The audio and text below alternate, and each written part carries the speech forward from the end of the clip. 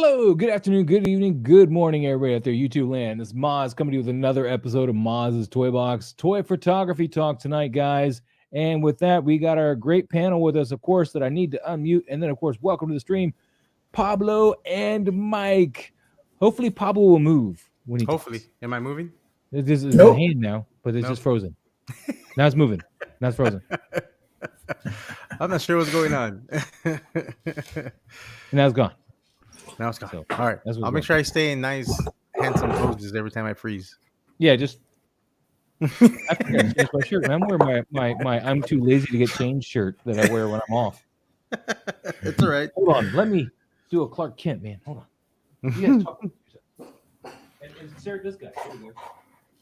Ooh. Oh, you got him. Where did I put my shirt?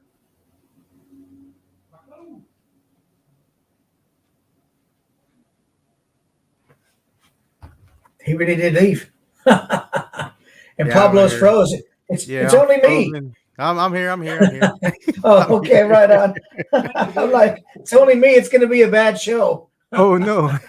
We won't leave you like that, Mike. Yeah. TJ's here. JP Rex, the OG fan. Steve. Noble Young. Nice. Yeah, nice Pablo, to see you all. People in the chat and like pretend like you're me. Do you think? Click on the I did. Right. So yeah, man, Noble Young, of course, the first one here today. Check it out. He's doing the face fuchsia, wide eyes, hand pink waving.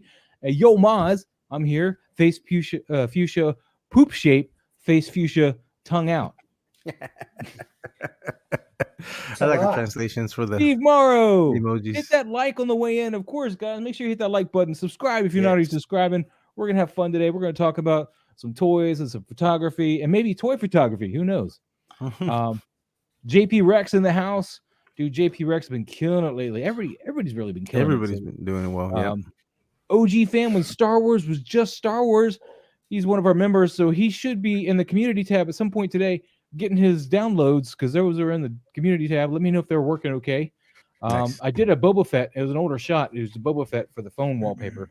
So sweet. I'm sure OG fan would enjoy that. I am TJ Williams. What's good, everybody? There's JP Rex again. It's Mike's show today. Okay, Mike, I'm done. No. You take it over. No. Everybody go take a nap. Right? That's what I thought about doing. Oh man, these guys are cool too, man. I didn't know Pablo. I'm just now learning. I told you. Once you got your first one, it's gonna be hard to not get any more. I got 4 of these. This Which same. one's that? And then I got 3 of the heavies on order. Nice. You need to get some Space Wolves. Those Space Wolves I need to are get great some too. Krieg because those are the ones in the Astartes video. The Krieg. True. But that's gonna come later. After I finish that. I need to get my hands on the sisters, both sets, both the red and the black. And of course, look at that. Look at that. Picked them up. I didn't pick up all of them yet. I picked up this guy. I still got Usagi stashed away, so hopefully he'll be there later. But I picked up this guy because I didn't stash this one. So, but I'm gonna maybe use that spring Leo and have him hold him by the head there and like have Leo that's a good trying idea. to splash him. Good idea. We'll see what the song does. I didn't pick those up because I'm not worried about those because those are going to be everywhere after this holothon. So it's the cartoon stuff that. So I did find the accessory kit, and you did because we didn't get the gang members. I got the gang members, both sets, and the Lotus Blossom with I forget the name of that other guy, and then the Mighty Hog and Rhino Man. Nice. Prime Artist, IG toying around 77. What's going on, buddy? How you doing tonight, man? What's going on? And of course, let's give a shout out to Death Matter Art, another member here. So don't forget, members under the community member tab, there should be some new download links for you. I know I slacked the entire month of February, and then like yesterday, I was like, oh, I should maybe do that because it's like February is like over and stuff. So. Yeah, Salvage Cargo in the house. What's shaking, y'all? Other than this footy?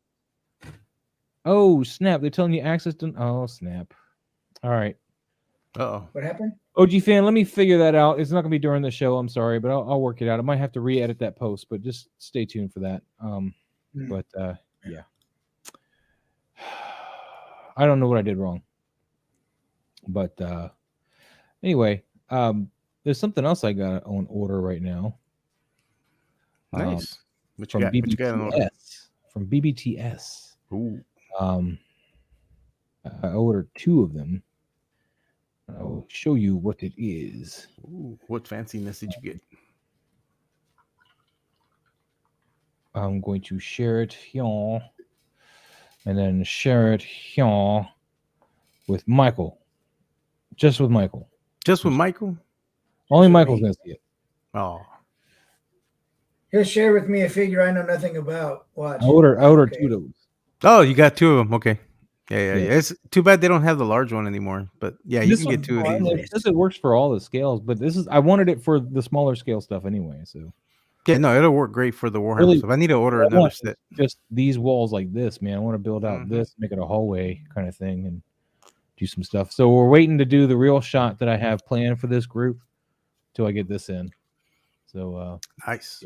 It's good stuff. I thought about getting the Joy Toy, one of their little dioramas. You know, it's a little cheaper, but the problem is it's very like that's what it is. You know, like it's whatever piece you got and that's it. And I like the fact that this other thing's customizable and it's not constricted to just 18th scale. It is a pain in the butt though.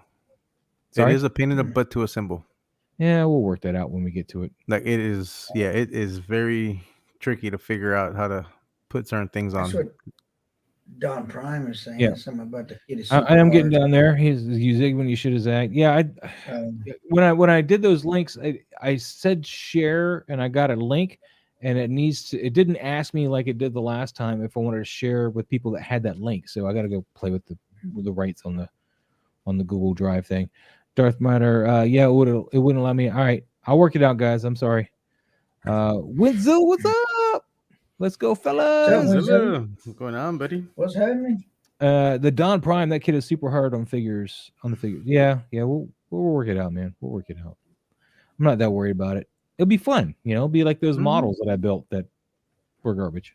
As long as it's not like the Star Trek Enterprise model that I literally threw in the trash because the model was that bad. It did not fit together at all, even if you follow the directions.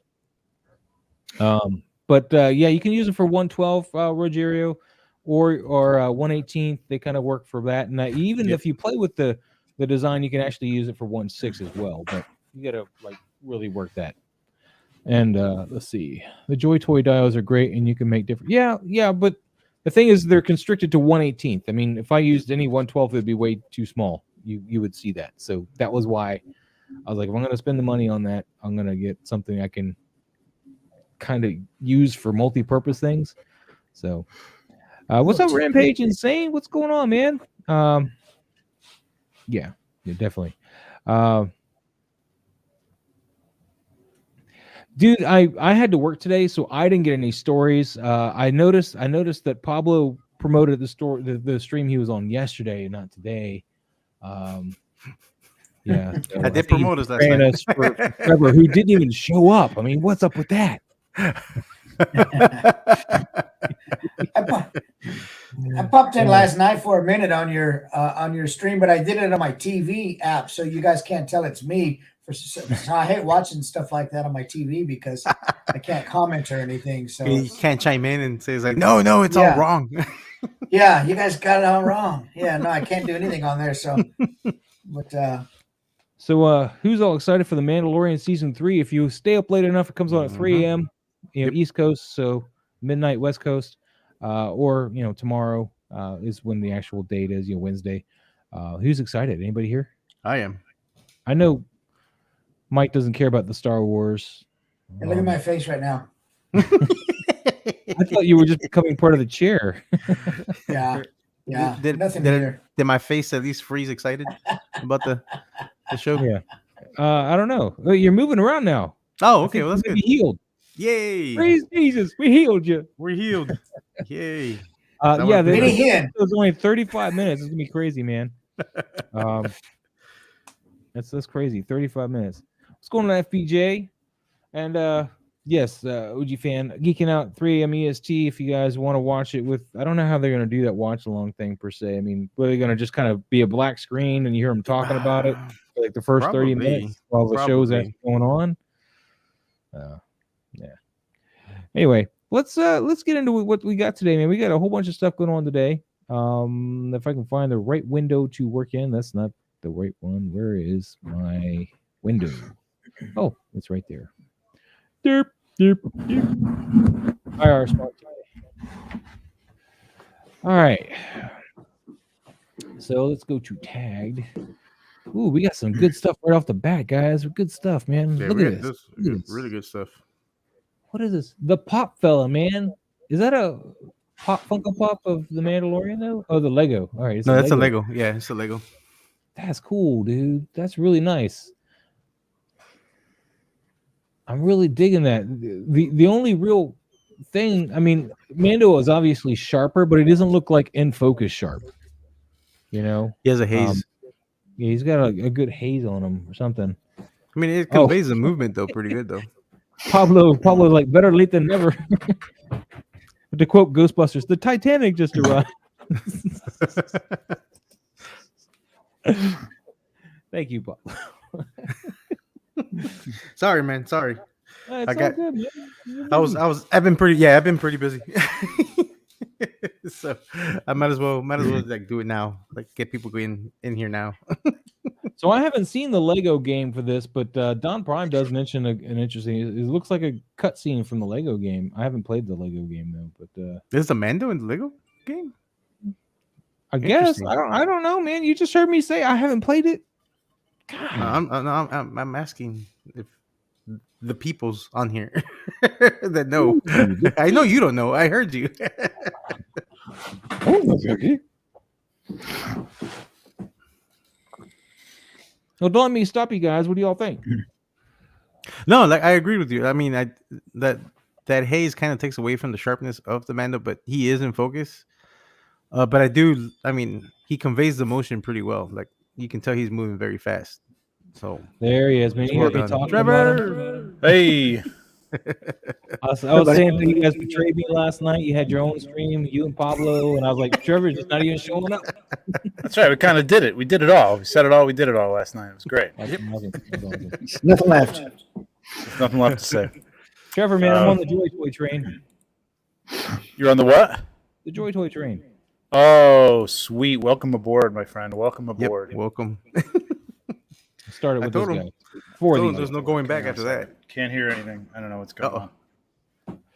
Can't hear anything. What? Yeah. Oh, wait, that's not the one I want. I want that one. Sorry, can't hear anything. What? There we go. Okay. There we go. Good. Nice. Good. Yeah. No, I was telling them that once he got on board that there's no going back. It's kind of hard to stop. I got 3 more on order, so you know. Yeah. The heavies. And it begins. Yeah, they're awesome, man, and they don't take up a lot of space, which is fantastic. You know what I mean? Like that's what I'm really loving about them. And then I also ordered that diorama thing that Lou's always talking about. What is the thing called again? The Ubiquitous. You ordered the Ubiquitous? 2 of them. Oh wow! I didn't even know this was still in stock. Holy crap! They just came up in stock. One. Yeah, the older one, the larger set that was $100. That one never came back after I purchased the one. And never came back. I kind of want another big one like that, but well, let me see that again. Oh, okay. There you go. See. Oh, it's this. I see. It's that small set. It's the one. Yeah, it was the next step down. And there's another one. I want to build this out, like do a nice hallway with that. I can build out the rest of it with fake stuff or whatever. Because I mean, like, yeah. Not to distract from anything, but it's like this here is just like some BS like plastic container I cut up for wall texture and then put some power rods on here and it works. Yeah, you can get away with that, man. Yeah. So they do have two different sets available on BBTS. There's a smaller version of this it's a little smaller, like less parts. Oh, gotcha. So this is a decent one to get. That's got a good amount of parts. Well, no, it's a good. No, you should get the larger one and then get one of the smaller ones to just add on. Yeah, because shooting up on that is going to be, you're going to have problems. Like there's not a lot of height on that. So yeah. Well, that's what I can build the other stuff around it, because really I want to just build like the Hadley's Hope type Wayland Yutani establishments and stuff. build that out. English? Maybe put some alien goo all over the place. The alien goo. I got you. Yeah. But yes, Don. Wayland Yutani, building better worlds. Oh yes, building better worlds. Correct. Right, Wayland. All right. And of course, 6Scale, man, thanks a lot. He says, this is the way. Make sure you like and subscribe to the video. Let's get Moz at 2K subscribers. I'm all about that. Mm-hmm. Okay, I'm 200 away, man. Go hit that channel wait, too. You looking at the same? No. I'm 200 away. No, not yeah, no, it's way further than that, like 800 away. Yes. It's not that bad. It'll go fast. Yeah, I don't sit there and crusade about it, It's just kind of a trickling thing that happens, which I'm all for, but but what do you guys think of the pot fella, man? We kind of sidetracked here. I said this is cool. Mm-hmm. This is the leg. I like it. I think if the top is sharp, I would have just came down around the front a little bit more to see what's shooting at him. But the reason somebody might do this though is they might not have something to show shooting at him that maybe in the same scale or something that matched. So by using this angle, they don't really have to include any other components into the shot. I did that with Spider-Man this week. Is that a laser on the side though? Here. Two lasers. Okay. Here. Oh, you're talking about the actual thing that's shooting at him? Mm-hmm. Yeah, I like to see what's shooting at him. If you came down a little bit in the front, you would have got a little bit more, just a 3/4 high kind of. Yeah, it could have been a little different shot. Yeah, but I think it looks good. Fine. My only qualm with this is there's really nothing. Like it's basically just the top of his helmet in focus. Mm-hmm. Yeah. Kind of his body, but not really. I think they should have gone more wiser, which is what you do sometimes. Like the camera won't necessarily pick up so you can see it, but you have to shine an extra light in the face of the figure while you're getting your focus, just so you can help light up that area and see where you want to focus at, and then of course take the light away, whatever you want to do with it. That's what I don't love that post blur. It's very tricky to do well. You really got to do a lot of work to it. You can't just hit the button and let it go, and you really got to it's got to graduate out from your point of focus because you got to have something. Not everything to focus. blurs at the same. Yeah, not everything. Yeah, blurs exactly. If you were shooting this, if you were shooting something actually in motion, you'd be pinpointing the person. You'd be trying to hit that spot, and that would be in focus, and there'd be a little bit of stuff out of focus gradually to the outside or whatever. But it'd be great if just the sand was doing that, but that's tricky to do too. Yeah, you could layer it though. I mean, you could layer it in Photoshop and keep your vehicle in focus and blur the bottom. This is an ambitious shot, man. This is a tricky one to pull off. It is. I'll give him that. It is ambitious for sure. Steve Morrow. It's nicely. The tone is beautiful. I'll only say that. And I really like the composition. I really like the boldness of, you got leading lines with those. I don't know if that's a shadow or if that's. Well, this looks like triangles sort of coming in from the front. And then here's your, fire that's being shot at him. Yeah, you can see the shadow on the sand also from the ship. Is that the ship above him or something? Or I don't even know. No, it's the ship that he's on. The little. Oh, that shadow. No, I'm talking about the lines, like those darker areas towards the bottom. Yeah, I think in the scene those lead or something, he's going up into a ship, getting picked up from a ship or something, right? I don't know. Well, either way, the composition is nice. It leads you right through the ship, which is nice. Yeah. Steve Morris says, I have some blur in one of my photos, so I'm curious the feedback on mine. All right, we'll get to it. We'll get to it, buddy. Well, blur isn't a bad thing. It's tricky to do. And the tones on this shot, I do have to give some props on that too. Very nice. Thank you so much for sharing this one today. Sepia. Definitely warm. We're going to move on, though, to salvage cargo. This is interesting. What is this? Is that his hand? It's My Hero Academia. Oh, this is My Hero Academia, yeah. You got to talk about it then. I don't know. Well, I mean, I don't know much of the show, but I know I don't know this character yet. Yeah. I haven't gotten to this point yet. Severed hands and stuff? I see All right. It's like it's part of the character's look. Just a personal problem. Gotcha. Yeah. It's a little got to get something to clear that up. Casper being silly. There's really nice lighting on this, though. I mean, you can scarcely tell this is an extreme set. You lit it really well. I mean, you're getting a bit of glare up here, but it works. It looks like the light is just up there, and it's hitting that, the panel wall, and is getting that light on it. So it works. Yeah, and the shadows shadows work really well. Like he's got the light in the right direction for the shadows that are falling off the figure on the couch and everything. Like it's falling in the same direction. The dark side is all here, so it looks like he's being lit from this light source that's up here, which is great. And maybe like a fire or something over here because you got a little bit of warmth projected from this side. So I like that. Did he do something like this with this set before? I feel like there was another one he did where coming in through the doorway, and it was a really good shot of this set.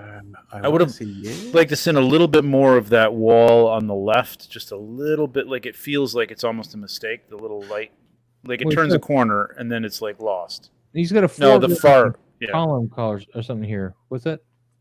Right here? The far left. I think it looks like, isn't that like a doorway or? This is like a column. This whole thing. Okay. Yeah, it's a column. Yeah, but he uses the same set, I think, for that Warlock shot that he did. That Marvel Warlock. Okay.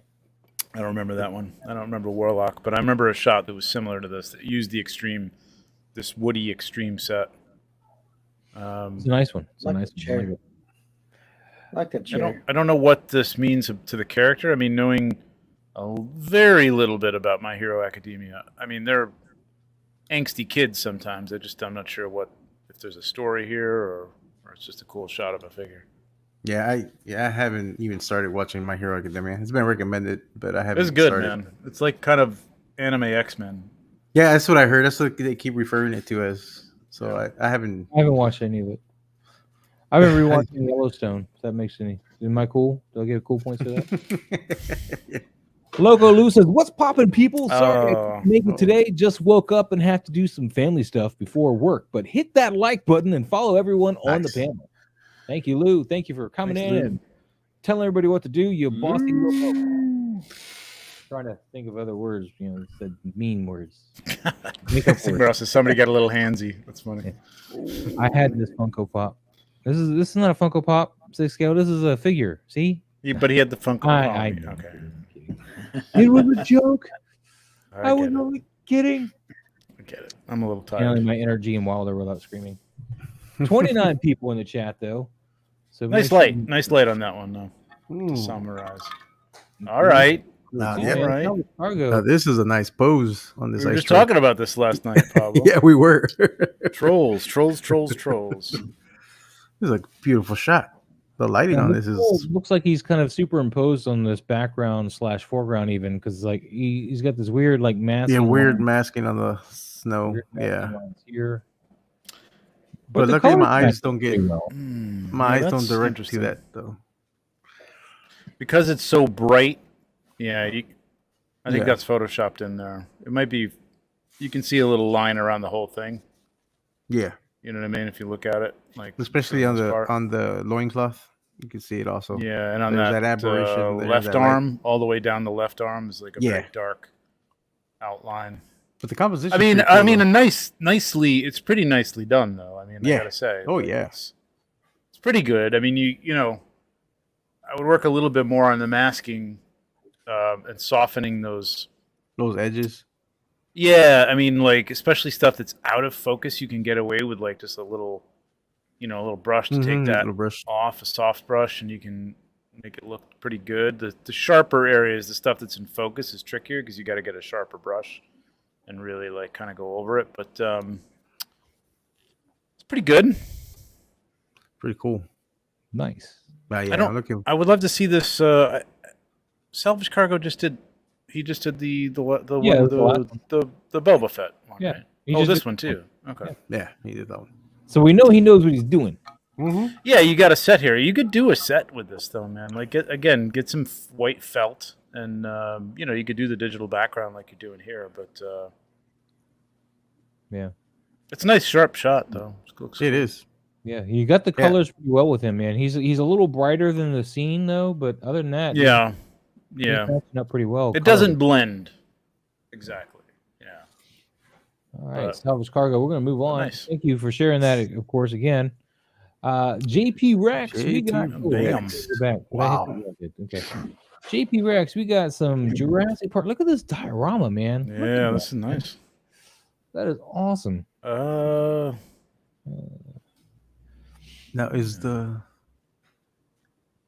Something going on here, man. I can't tell what it is. It's I think he tried Everything putting in a camera? blur. That's what I'm trying to figure out too. I think what's throwing me off is the blur that he used on the wheels. It's not a spin blur. It's a directional blur. Yeah. And I Yeah. think that's what's throwing it off. It looks like the truck has been put there afterwards, and I don't think it was. I think it's all in camera. It's just that blur. It's Okay. not the right blur for it, I think. Okay. And also the fall off for this I assume is a screen background here. This stuff up here and this back here and this It's too sharp. Yeah, it's too sharp. So Yeah. How is that even happening, though? How's what even happening? How is that so sharp? Well, he might be taking it in front of a screen and not, so. Yeah, but even then, it wouldn't even be sharp. You got to focus on something, and that would be. So that's true. He's T-Rex. Is he focused in the background? No, like there's multiple. I think he's focused on the T-Rex. Yeah, but that background would be out of focus then. I mean, Yeah, look at the foliage and stuff that's falling That'd be behind that little raptor dude. Like I don't know what's going on there. It's weird. So this is in camera. This is in camera. This is in camera. This is in camera. But this water back here with this grass here. That's the screen. This of course is all screen back here, here, and here. Yeah, it is odd that it's as sharp as it is. Yeah. Because I mean, that thing has to be sharp. back It may there. just be like over sharpened or just over bright. I don't know. I can't tell. I can't really tell. It's not in focus. It's just like sharp. Yeah, it's not. JP Rex says I used a really high f-stop. I think that's the issue. The background monitor was right behind my diode. So, so if you were focused on like the eye of the T-Rex, then maybe more of the background got in focus than the foreground did. So that that's what happened there. I guess I don't know. Interesting. Yeah, but other than that, I mean, I think this pretty. It's a cool shot. Pretty well done shot. I would say, go ahead, Mike. No, go ahead. I just was chiming in. It's a lot going on. It definitely tells a story. Yeah, it definitely tells a story. I would say a couple things that could improve this. I would lay off the photo. I don't know if that's Photoshop smoke or has he got cotton coming off of those? I don't think so, right? It's not practical. I can't tell from here either. I don't know if the fire is practical either. That looks like the fire looks pretty good. The smoke, the smoke is a little, I think the fire is after, but post. Your story here is they're being chased out of the park, which I love, and I love the angle. It's a good thing you can do with and don't be afraid to break out of a film shot. Like if the two front wheels or even it was up on three wheels, if one of the wheels of the car was up a little bit and it just gave it a little bit of action, like it had just hit a rock and it was flying through the air trying to get out of there, it's going to give it a little more emphasis and action and a little more action. It's just going to get a little more interest, I think. Like right now you had to blur those tires to kind of make it look like they were going away from the T-Rex.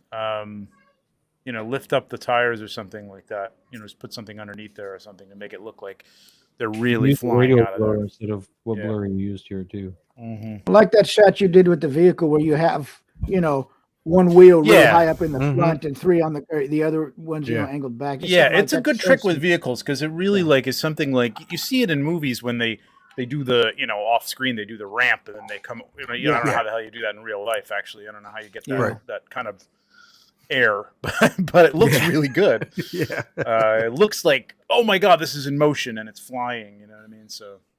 Try it. Well, JP Rex says I actually was focusing on the eye of the T-Rex just for clarification. That's what I thought. Because the eye looks pretty sharp. Composition really nice, really really nice. Tells a great story, really really cool. I do think he's got too much light on this felt or whatever this grass surface is. It just looks very he's got this really nice foliage and stuff here. And it looks like your sun's coming in from this side because you see the car's pretty dark and the light on the back of this side. So I feel like he may even have a bounce or something lighting up this floor some more, and he really probably shouldn't. Because I think foliage would block a lot of the light more. If you don't have another light source, bringing that up. But I know you're in a tricky spot because you want to light up the people in the car too. So I probably would have sometimes you can darken that up some more. Just yeah, I think you're right, Maz. Like you could get away with that though. Like you probably could light them enough with the sunlight over there and like leave that in shadow and actually make it pretty dramatic. It would be pretty nice, I think. A little more depth. But, just seeing this felt, because you can even see the folds in it, which this would give you a good excuse. It could be like a root system. You could have that tire popping up off of that, so you put like a little stand and make this thing lean a little bit, like this wheel popped up over it. Because I don't think it's got the independent suspension to like just raise the wheel. Right? Yeah. We kind of. Well, it was in 1984. That's exactly. Well, the actual round light did not this thing, I'm sure. The professors rigged this up to be. It's got pistons in there. Yeah. But this is a great shot, man. I mean, you put a lot of work and love into this shot, because this is not for sure. You just sat there and went pop. This is something you really planned out, and you can see the work in it. It is a good shot. You retake this though with some of those things in mind, like trying not to see so much of this. For me, anyway, like kind of getting that more dramatic lighting in here to do that. So, and you could have I don't know how you're doing the background, but if you're doing it on a screen and you've got the ability to edit that, like that water there, I mean, if you're really thinking about it, I mean, I know this is a deep cut here, but like the car is coming from there. I suppose there could be a lake there, but like it really should probably just be green and not break the, like it could just fade away. Like you could have just kind of like made that whole area just a dark green, and nobody would have cared. Like it would just look like jungle or whatever, and it wouldn't draw attention to that spot. But these are nitpicky things.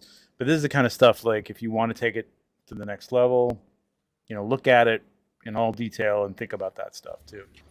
So Steve Morrow is asking, and I'm thinking somebody else will probably explain it better, because I have this weird problem when I try to explain things that my brain doesn't think in chronological order. So. Okay. Steve Morrow says, can you guys speak to how depth of field has a starting point and not as much in the foreground will be in focus? How depth of field has a starting point and not as much in the foreground will be in focus. This is why I want to help on that. It even reads a little funny. I think what they mean go ahead.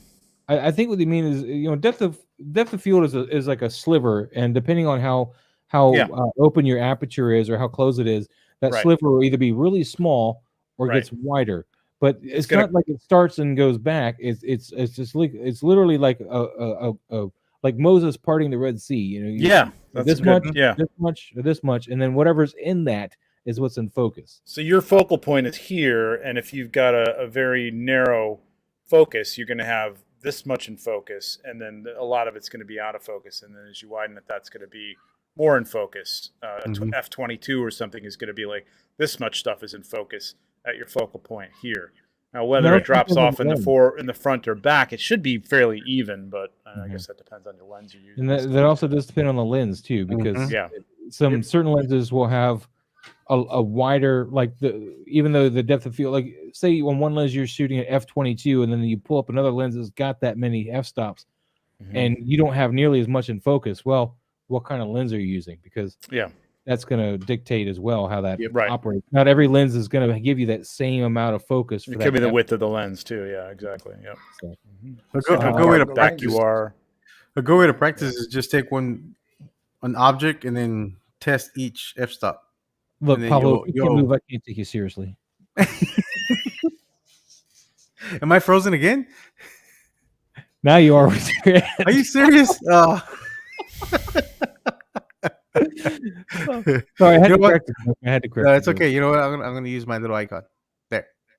So are you saying like, he spent an hour on it. Now, to you, JP, is that a long time for you? And I'm not judging. I'm just saying, is it a long time for you, like to spend an hour on something like that? Yeah, but is that hour just a setup, or is that also like the editing and all that stuff? Well, I'm assuming like shooting and editing and everything. I would be curious. Like this is a good discussion, I think. Like, what's up, Bruley? How you doing, buddy? How you doing? And Don Prime's cracking a joke. F-22, another spy balloon on the loose. Dark selection, and this is probably a better one for you, Trevor or Pablo. What's an f-stop? Because I really just turn the knobs and get what I want out of it. I don't know. Just apertures. F-stop's just aperture. Oh yeah. But can we break that down exactly? Why is it called an f-stop or that kind of thing? Because I mean, like you guys would be talking. It's focus. I down a stop, and I'm like, I don't even know exactly what that is. Yeah, I believe that's focus. I don't know. Mike, correct me. You're the. Yeah. I mean, I never. But it is the aperture of the F meant. Yeah, I know. I know. I mean, neither really. when somebody says you've got a fast lens, generally that means that it has a wide maximum aperture, which allows more light to come in. And when you stop down from that wide maximum aperture, you're gaining depth of field from f2.8 to 4 to 5.6 to 8 to 11. You're stopping that aperture down, needing more light to come in, but you're gaining depth of field. So a fast lens is one that has a wide maximum aperture. And f-stops are just those points in between depends on if you're Canon or Nikon or whatever, but 2, 8, 4, 5, 6, 8, 9, 8, 11, 16, 22, and whatever your lens goes to. But those are all f-stops. It's really the thing that's going to make that depth. Like if you want that bokeh, you know what I mean? You want a figure that's in front of some plants or some lights, like some of the stuff that Harold does, Commander Gree, with his backgrounds is a low f-stop, like 2.8, 4, something like that. So that background is the only thing that's in focus is the thing that you're focusing on. And again, we were talking about a very small sliver of area to the front and back. This is your figure. This is the front of your figure. This is the back of your figure. That's it. That's all that's in focus. The rest of it, everything in the background is going to be blown out and get that bloomy feel, that bokeh is what it's called. So, and then a higher f-stop, f22, you're going to get a lot of things in the background in focus. And if you're shooting like a digital screen behind it, you may not want that much because then you're going to actually see the pixels in the TV. So you got to be careful of that. But that's in a nutshell, that's it. And Dark was saying that he shoots on an iPhone or on a phone. You're not going to get that access to your camera unless you download. There's an app that you can download. Yeah. You have to purchase it. You have to pay for it, and that'll give you. iPhone's got the f-stop. If you go into portrait mode, you can play with the f-stop and stuff. Yeah, but that's only if you go into. But that's only if you go into portrait mode, and it's not the greatest. You don't have full control. It's better to buy the app. Yeah, it's better to buy the app, and then you have full control of all that, and then you'll be able to see all the f-stops that your phone camera can handle. Or another way people say it is f number, and it's just the focal points. And one good way if you're new to shooting with the DSLR camera and depending on the lens, just shoot a figure and use every f-stop that camera has, or that lens has, and you'll see the difference as you build it up. You'll see the focal point where everything's in focus to where just your then the background will blur out, and then it'll get more in focus as you open up that f-stop. That's a good way to practice to figure out what your lens can do. The thing I used to do with my daughter when I was trying to show her photography, but she wasn't really interested, but we would just sit at Starbucks at a coffee table and we would put a couple cups in a row, and I would just have her that's a good way work through the f-stops and see which logos at what point became sharper using the depth of field. Just line them up in a row. You can use spoons, you can use pencils, anything you can stand up and line in a row and just run figures. Use figureheads and just run through your f-stops, focusing on the first figure, and then just changing your f-stop and seeing how that brings. You'll see the progression. Yeah, you'll see it. Yeah, you'll see it right away. Yeah, that's a great exercise. It sounds boring as hell, but if you really want to know what your camera is capable of, and it's very but I mean, you can look at it you don't have to it's not like you have to download it and edit them. You can just look at it in your viewfinder, and you'll see what's happening. You know what I mean? You'll get the idea of I see, and focus on focus on the figure in the middle. If you put a line of 8 figures, focus on 9 figures. If they're odd, put it on the middle and see what happens when you raise the f-stop and lower the f-stop, and what happens to those figures to the foreground and the background of you'll get it. Because that was an exercise I did when I was in college and I took photography. We had to do that as an exercise, to play around with all our f-stops that our lenses or cameras were capable of doing, so that way we can see the differences. Yep, and it's a good exercise. And people think it can be confusing at first because the lower the number, the more depth of field. Yeah. Or the higher the number, the more depth of field. The lower the number, the less depth of field. The lower the number, the more light comes in. The higher the number, the less light comes in, but the more depth of field. So it could be kind of confusing because it doesn't seem. And it will change. And it will change your shutter speed also. You'll start seeing that you would have to adjust that to compensate for the amount of light coming in, because the wider you're gonna get that, it's gonna you're gonna have to adjust. Photography is a balance between. Sorry, Pablo. No, go ahead. Building a photography is a balance between those three things. Your shutter speed, your f-stop, and your ISO. Yep. And if you shoot in manual mode, like if you shoot in automatic or something like that, or shutter priority or whatever you do, then it's going to do it for you. But it's best to play around with manual mode and see how those interact. You know what I mean? You're going to have to raise your ISO sometimes if you've got low light. You want to shoot low light. Yep. And you want to narrow that f-stop. You want to get some depth on that. You're not going to have a lot of light coming on it so you're going to want to up your ISO, or it's a balance. Like it's finding the right balance between. Generally, I think I'd start with like your aperture, though, right? I mean, I would start with like what kind of depth of field you want on that, and then adjust things from there, basically. Yeah, if you've got a scene set up and you got a shot that you like, you've got the right depth of field, and you're like, man, this is too dark. Just run to shutter speed. Shutter speed controls your ambient light. At some point, the aperture may, but that's way down the road. If you want to change the light on your scene, don't run. If you've already changed lights on your scene, physical lights, then run to shutter speed on your camera. Slower shutter speed equals more light. Faster shutter speed equals darker photo. So, and I said that to say just that shutter speed controls the ambient light. If all your lights are set up and everything is just like you like it, but you're still getting it too dark or you're getting it too light, shutter speed is your go-to. So you will need a tripod if you're going to open up your shutter speed to not something fast. You know what I mean? Like you're going to need to do that. But I mean, if you're shooting toys, I mean, honestly, I know a lot of people do handheld too, but like I would think just about anybody would want a tripod for what we're doing. For sure. Yeah. No, I was just gonna say there's a couple of things actually. One, Steve Morrow's got something here, and then we'll go into that here in just a second. But the other thing is, I noticed when I first bought my camera, like my the zoom lens that I got, the 18-45, I noticed that even at like say f5.6, it was still a darker setting than say one of my prime lenses, like my 32mm prime. Like that 5.6 was able to work better with the lighting that I had on the prime than it did on the zoom lens. It wasn't as crisp and sharp and able to pull that light that it needed to. I just noticed it just ran a little darker than that. Have you guys experienced anything like that?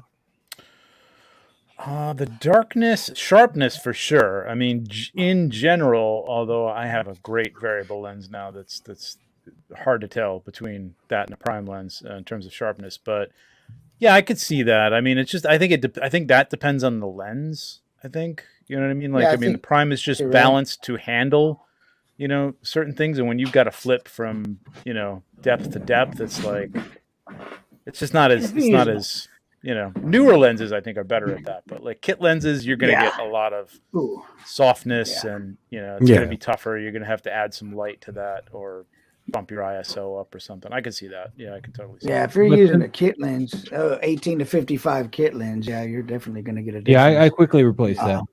Yeah, you don't want that. That is the first thing you do. Like I started out with that too. Like it's great, and you can get away with it, and you can do some great things and learn stuff. But the first thing you're going to want to do is like upgrade your glass for sure. And like you said, Trevor, nowadays it's hard to tell the difference between some of these really new glass and a prime. It used to be a stark difference, but nowadays there's lenses out there that are fantastic. Yeah, it's kind of a lot better.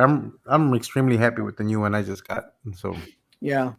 Yeah, the mirrorless especially, it's just the because of the the digital aspect of it, they're Yeah. just a lot better at handling that. And I got to tell you, it wasn't a cheap lens, but like I use it all the time now, and that was my main thing with the kit lens that I had at first. When I wanted to try and switch it out, I had a 40 millimeter, and then I had a kit lens that was a variable, and like, man, you could tell how soft that variable was, and I hated it. You know what I mean, or noisy or whatever, if you know. And this Mhm. thing is like put up against the prime lens, you'd be hard pressed to tell which is which. It's insane. One thing that really changes that, I want to tell you, back to your point, Trevor, is Yep. with mirrorless. One of the fantastic things about mirrorless is the sensor focuses to the back of the element in the lens. Whereas if you had a DSLR, you might get a lens out of a batch of however many they produce that forward focuses a little bit or back focuses a little bit on an eye or a sharp part, and you would have to go in and do a lens calibration on your lens to really dial it in. But with the digital mirrorless, the sensor is what focuses to the back. You don't focus the lens to it, which is why you can use these RF-to-EF adapters and things like that, and it moves the lens away from the sensor because the sensor actually does the focusing to the back. The work. It's pretty cool. Yeah, it's pretty cool. It's amazing. So to get to the other part of it, Steve Morrow says distance from the lens to the figure can also affect the depth of field. Correct. Oh yeah, it depends on the lens. Sure, yeah. I mean, that's your starting point, basically. You know what I mean? Like, and of course, distance from any subject is going to affect what your aperture and what you're going to get in terms of depth on a picture, and also focusing. All lenses have a focal max. Like you can't get really close, and then it won't focus. Yes. Even at certain distances, it's got a minimal focusing distance, so you need to keep that in mind as well. Yeah, if you really want to get really tight, get a macro. You know what I mean? But like, if you're taking a portrait of somebody and you're backing way up, and ultimately you're going to want to crop it to their head, you know what I mean? And you're shooting from 10, 15 feet away. Yeah, that's definitely going to affect your depth, and your aperture is going to in one setting is going to look different than if you get up real tight to them and just shoot full frame, their torso and their head, and put it at a different f-stop. You know what I mean? It's going to that's totally going to affect what the depth of the picture looks like. You know what I mean? Too much glass. OG fan, no, unless you mean by too many lenses, but too much glass. I don't think I've ever heard. I should have some know. I don't know. Lens that was like 14 to 600 or something. I don't know. I've never heard that term, but the more glass. Well, I mean, I guess you could be using the wrong lens for the wrong subject. You know what I mean? Whatever like, you're shooting. You don't need a telephoto lens for a portrait, I guess. So I mean, I guess somebody's saying you got too much glass for that subject, I suppose. I don't know. I'm not really sure. I haven't really heard that one before, but I do know the more glass in a lens, the more chance for diffraction. Yes. But that's probably not what you're talking about. But yeah, I don't think so. If you upgrade Commander, go Nikon. Yeah, sounds like one of those. It sounds like one of those douchebag photographer tech things that people say. Yeah, right. Where it's not even noticeable, but they're hard. Dude, you got too much glass on that, man. Too much glass. What does that even mean? I don't know. I'm not sure. It sounds good. I'm confused. I don't know. Maybe there is, man. I don't know. So Commander Green's asking. He says, "I want to upgrade my camera and lenses, but I'm a little lost of direction to go, brand, models, etc. And I know a big part of that is budget as well." Well, let me start off with this. What are you shooting with now? Because it might be best to try to stay in that same lens ecosystem, because starting new on a whole new set of lenses, that gets pretty expensive right then and there. So a good if you're gonna start with the camera and you get an intermediate camera level, you can always get a 50 millimeter prime. Those are not extremely expensive, especially if you don't get the new mirrorless ones. The previous DSLRs, their prices have dropped a bit, so it's a little bit more affordable to get those. $125 for Canon, and they're great. And I used it on my shot just this week. And if you want like a macro, a good starter is that 40 millimeter. That's a good starting one. And then you can work. Eventually, you can get an 85 if you want. But the 40, I shot with that 40 for a long time until I just bought a new lens. Me too, man. Yeah, that 40 is awesome, and it's 40 cheap. macro was killer. I still use it every once in a while for certain macro shots. I did get the 50 macro for the Z, but I don't use it as much now with this variable lens. But like I do throw it on every once in a while. But yeah, I mean, that's good advice, man, right there. Like Tamron makes some great, longer, like 80s, 80, 90 primes. But yeah, you don't have to spend a lot. Like Pablo said, a 50 or a 40 macro is going to do a lot for you, man. Yep. You can especially if it's just toy photography you want to do. Yeah. If you want to get outside of that and do different stuff, it's a different thing. Well, he also on his body, he's got an APS-C. What does he have? Oh, he's got a T6. Okay. An APS-C, so he's got a T6. So with that 50, it's going to be 1.6. So it's going to, so he's going to get a benefit in that too. So yeah, I got a 1.6 on mine because I got the mirrorless. All right. I was gonna. Well, but you got crop sensor. APS-C is crop sensor. It's not the mirrorless or DSLR. It's either one. OG fans, I hired someone to film my collection using my equipment, and after 30 hours, I had 15 seconds of file, and all I heard for 6 days, 2 consecutive weeks, was every lens was too much glass. I hired someone to film my collection using my equipment, and after 30 hours, I had 15 seconds of file, and all I heard for 2. I'm gonna Google that. Is he referring to maybe the fact that you had too many lenses? Every lens was too much glass. Wow. What kind of lenses do you have? That's what I want to know. You have Hubble telescopes. That might have too much glass. I Siri'd it, and she didn't know what I was talking about. If Siri doesn't know something, yeah, something's wrong. Oh man, well, Sigma's. I think you hired the wrong person, is what I'm thinking. Well, while we mull that over there, when he gets back to us, here's Alpha Raptor's, corresponding shot to JP Rex. Do you think this meant?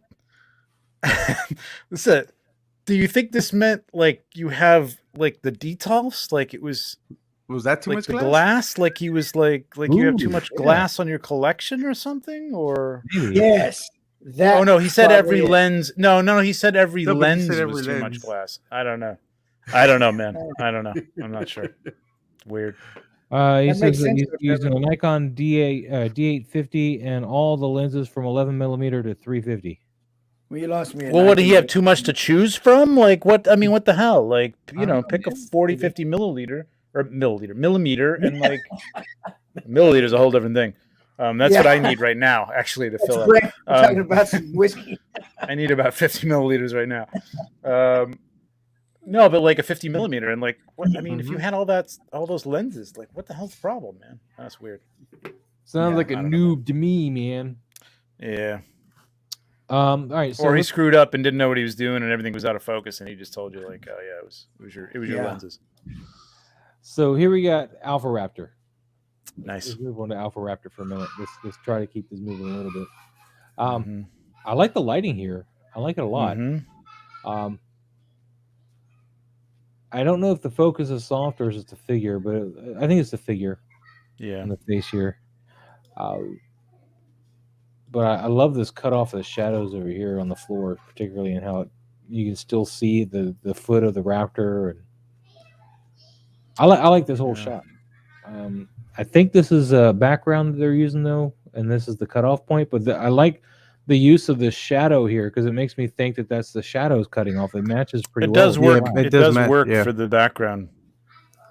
The only thing that could have made the background better is you see like the black point on her pants, and then I mean I guess if you had a little atmosphere to throw in front of these. Yeah, that blend with the background because the background's very like a little more washed out, which it would be if it was in the distance, but something just to blend those two. I don't know.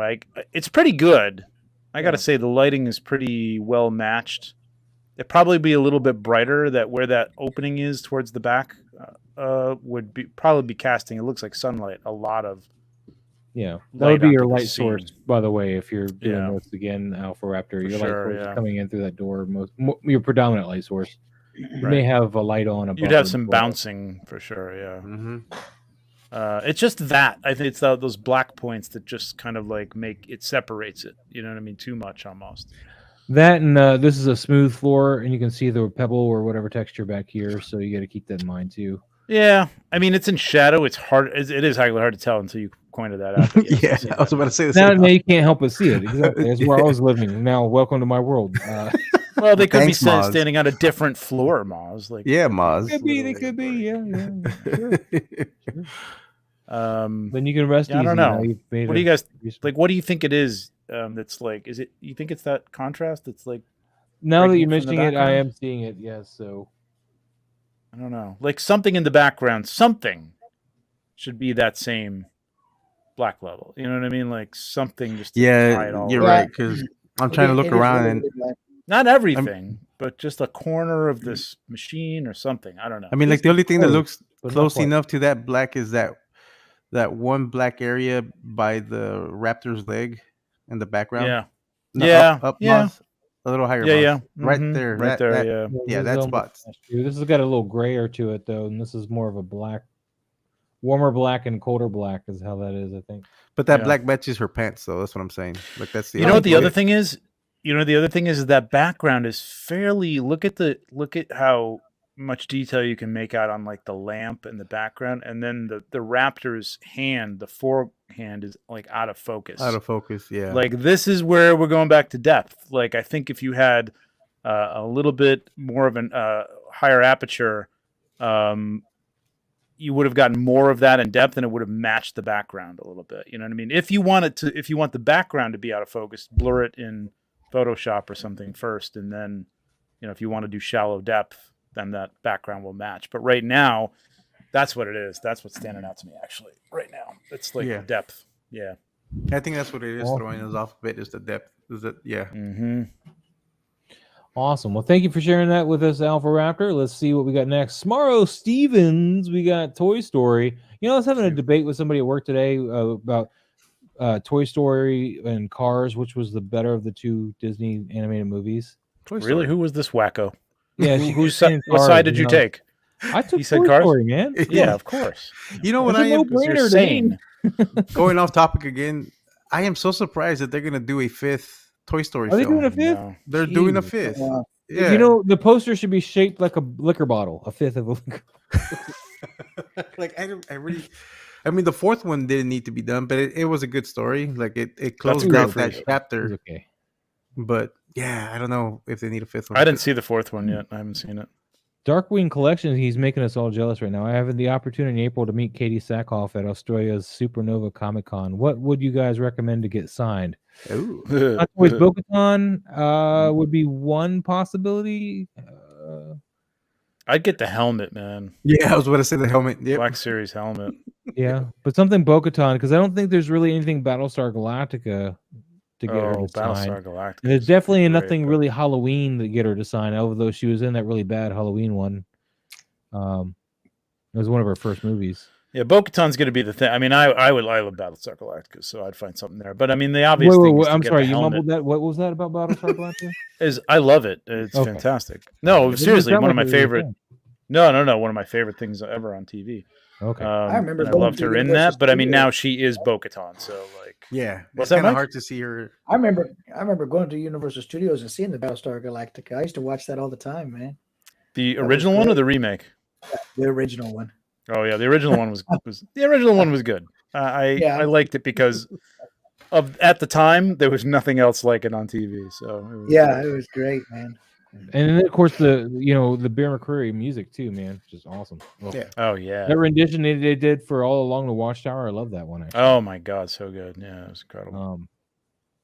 Anyway, but yeah, Bo-Katan helmet is what everybody leaning towards here. Mm-hmm. Hey, Rugby fan, Rocky Toy Myers. Story, have they done anything? I didn't see 4. Like, what they should do is they should go into the future. Maybe they've already done this.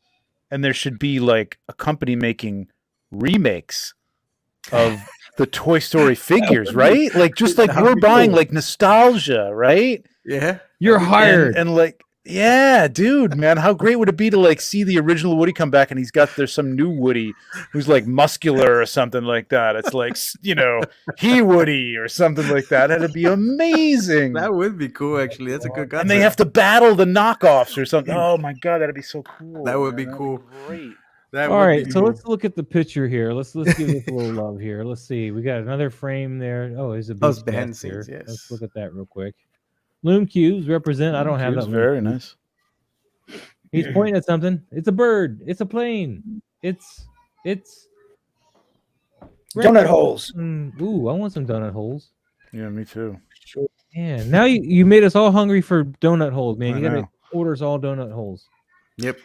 I have to go get some after the show now. Okay. Jesus, man. I'm never. So let's see the shot again. Yeah, I'm going back. We've seen all this. What's up, Luminar? How you doing tonight? It's great seeing you. Luminar. Thanks for popping in. So I'll let you guys take this. I'm thinking about this. Yeah, this is not bad, but you can see that the donut holes aren't quite on the right plane of field. Like you can tell because they don't seem to be in his island, which is weird because they are. If you're looking at this as a two-dimensional piece, and they should be, but they aren't. You can tell that they're out of focus and not just blurred. Like their focus is off compared to them. So even though you put a motion blur on it, you can tell they're still back further than he is. And same with Woody. I would have kept again, like if you're telling the story right, and I think you are actually here with these things. I'm not sure. Does Woody have magical powers to make these things? I think Rex. I think Rex was shaking the bag or something. Oh, and I think he's pointing at him. Yeah, I think that's a little. The story is. All right, that's a little iffy. But here's the thing with motion: like if you're taking a picture of something that's happening fast, like a sports shot or something like that, you don't set your shutter speed so that you get. I mean, maybe for an effect, but you get a little blur. Like you want to capture that, you want to stop that motion in air, and that's what would be happening here if you were taking a picture of this actually happening. These donut holes would be, frozen, so you don't need the blur. You know what I mean? I don't think motion blur. I don't think it does anything for it. It's a fun picture though, man. It is. Mitchell Wu is. If you like this kind of stuff, if this is your thing, Smarl, Mitchell Wu. Check out his, especially his Toy Story like countertop stuff. He does a lot of this stuff with food. Does. He recently did one flying through the air on that same like that. point. Yeah. Mm-hmm. Yeah. Also, he's coming out in a magazine tomorrow. Sorry, Mitchell Wu in Toytography magazine. Oh yeah, he's got a whole thing coming out tomorrow. Cool. I think. What you could also have done is actually have this flying more towards the camera. Because, I mean, Woody could be pointing at just the donut holes. They don't have to be flying in the direction he's pointing. If you had them, like Rex, kind of turn more a little bit towards the camera and shaking the bag, kind of off this way or something towards the camera, and then having that stuff fly that way, it probably wouldn't be as jarring that it's... Because, I mean, you see the bag here, and it looks like everything's flying out of the bag in the same plane as the bag. So if you... everything's... It makes it real sideways towards the camera. I think it would have worked out pretty well. Yeah, that's a good point, Mike. Too. You could do it that way, but like giving it this some dimension would be interesting too. You know what I mean? Like a different angle. Like I think it would be a fun shot to have. What's Rex? Like trying to catch them in his mouth or something, and like Woody and I was trying to throw them at him or something like that. That would be kind of fun. Like he's like and the donut hole is going, like that. So. Just think about your story, a little bit. It's a good execution in terms of getting rid of the stands and stuff like that, and the setup is cool, and the lighting is nice. It's very tabletop product shot. It reminds me of Mitchell Wu. Like Mitchell would probably do set this up near a window or something and use some natural lighting or something like that if you're doing it like they're on a kitchen table. You know what I mean? Which is. They're toys, so they probably are. So JP Rex is asking, I have a question. Are those types of ring lights good for toy photos? What are their pros and cons? I have not personally used one for toy photos. Me neither. They work just as fine. You can diffuse them just the same as any other light. Any light as long as you can modify it would probably. If you have the ability to modify it, then then it's usable. Because I do know a lot of people meaning- that shoot with ring lights. I do know a lot of If people. you've got that a do. ring light and you put like a piece of tracing paper or something over the top of it, that's going to diffuse all that light into a bigger full light source, area of light, whereas the ring light itself is going to have an area where it's not hitting anything. So that's why I don't like. The only thing I like ring lights for, and I haven't really used this. I've done bounce cards like this, but putting your lens through the light, you know what I mean, and having it lit from the front, which is generally what they're for. They're for, you've got a camera on you for YouTube or whatever, and there's a ring light around it so that the light is evenly lit around your face. Right. But I wouldn't go out and buy one for toy photography. I mean, I think there's better choices. Unless you have one, then you can use it. But I do know you can use a few people that use it. But I wouldn't just go straight up looking for it. No. So there's better things. He needs to go out and buy more donuts, just for a redo. I support that. I support that for sure. Yeah, definitely. I think it's a great creative idea. I think the only thing that really makes it seem really, really flat to me is the edges of the frames. The figures' bodies are straight against the edge of the edge of the frame, and so it seems really flat and really squared into me because of that. So I think if the figures were at least off of the edges of the frames a bit, that would help it. But you probably were limited on space and you're trying to get it on. That's a really good point. And limited on space, like tighten it up, tighten this up, tighten up this shot. Like, bring those little aliens up front more, move the donut over. I'm not really sure what is that box that's behind that white area? I'm not really sure what that is. Is that a wall? Oh no, it's some kind of. What was in the behind the scenes? He showed it in the behind the scenes, I think. Yeah, it was like a huge another box of donuts or something. Or I think he was just using it for what bounce? Why is or this a wall or something to block something? I don't know. Maybe. What happened? Is this like a really again, like this is where like if you've got it because the background is too busy or something like that. Try backlighting it first of all, like, bring some light to the back of the figures themselves, and then keep that aperture low, keep everything tight together, you know what I mean, on the same plane or a very similar plane, which you almost have. It's the box for the donuts. It's the donut box. Okay. Yeah, it's all the right, donut gotcha. box. Oh, it's flipped up. I got you. Okay. Okay, all right. Well, that makes sense. Steve Morrow with the $2 super chat. Thank you for the feedback and apply toward donuts. Oh, sweet. Wait. Super chat for feedback and apply towards. Moz is buying donuts next week. Kill me. Well, you can have donuts. Shipping them to all of us. I like them fresh. Thank you so much, Steve Morrow, for the $2 super chat. I want local donuts. Here we go. Fresh. Apple fritters and crullers, please. There we go. Bear Mike. All right, let's move on, Steve. Thanks for sharing that. Adrian, we're in the daytime. Chucky's going after Alf like something fierce, man. Alf is like, he's but this little doll won't leave me alone, man. So I think he wants that rice. He's got some beef with Alf for it. Yeah, he doesn't. I mean, you killed my cat. I don't know. Yes.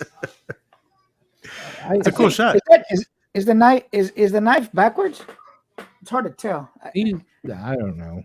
I Maybe mean, he's not. in the overhand. What are you, a serial killer, Mike? You got to like a certain way you like. I've hold been him off watching. when you I've kill been people? on Dexter, man. Dexter. It's my favorite show, man. You have to watch out against Mike. That's right. Is it me? I would be gripping that a little tighter with the middle two fingers. Yes. That's where you get like some depth when you're like plunging it into someone. And don't forget the twist. That's right. The twist It at the gets end. slippery. It gets slippery.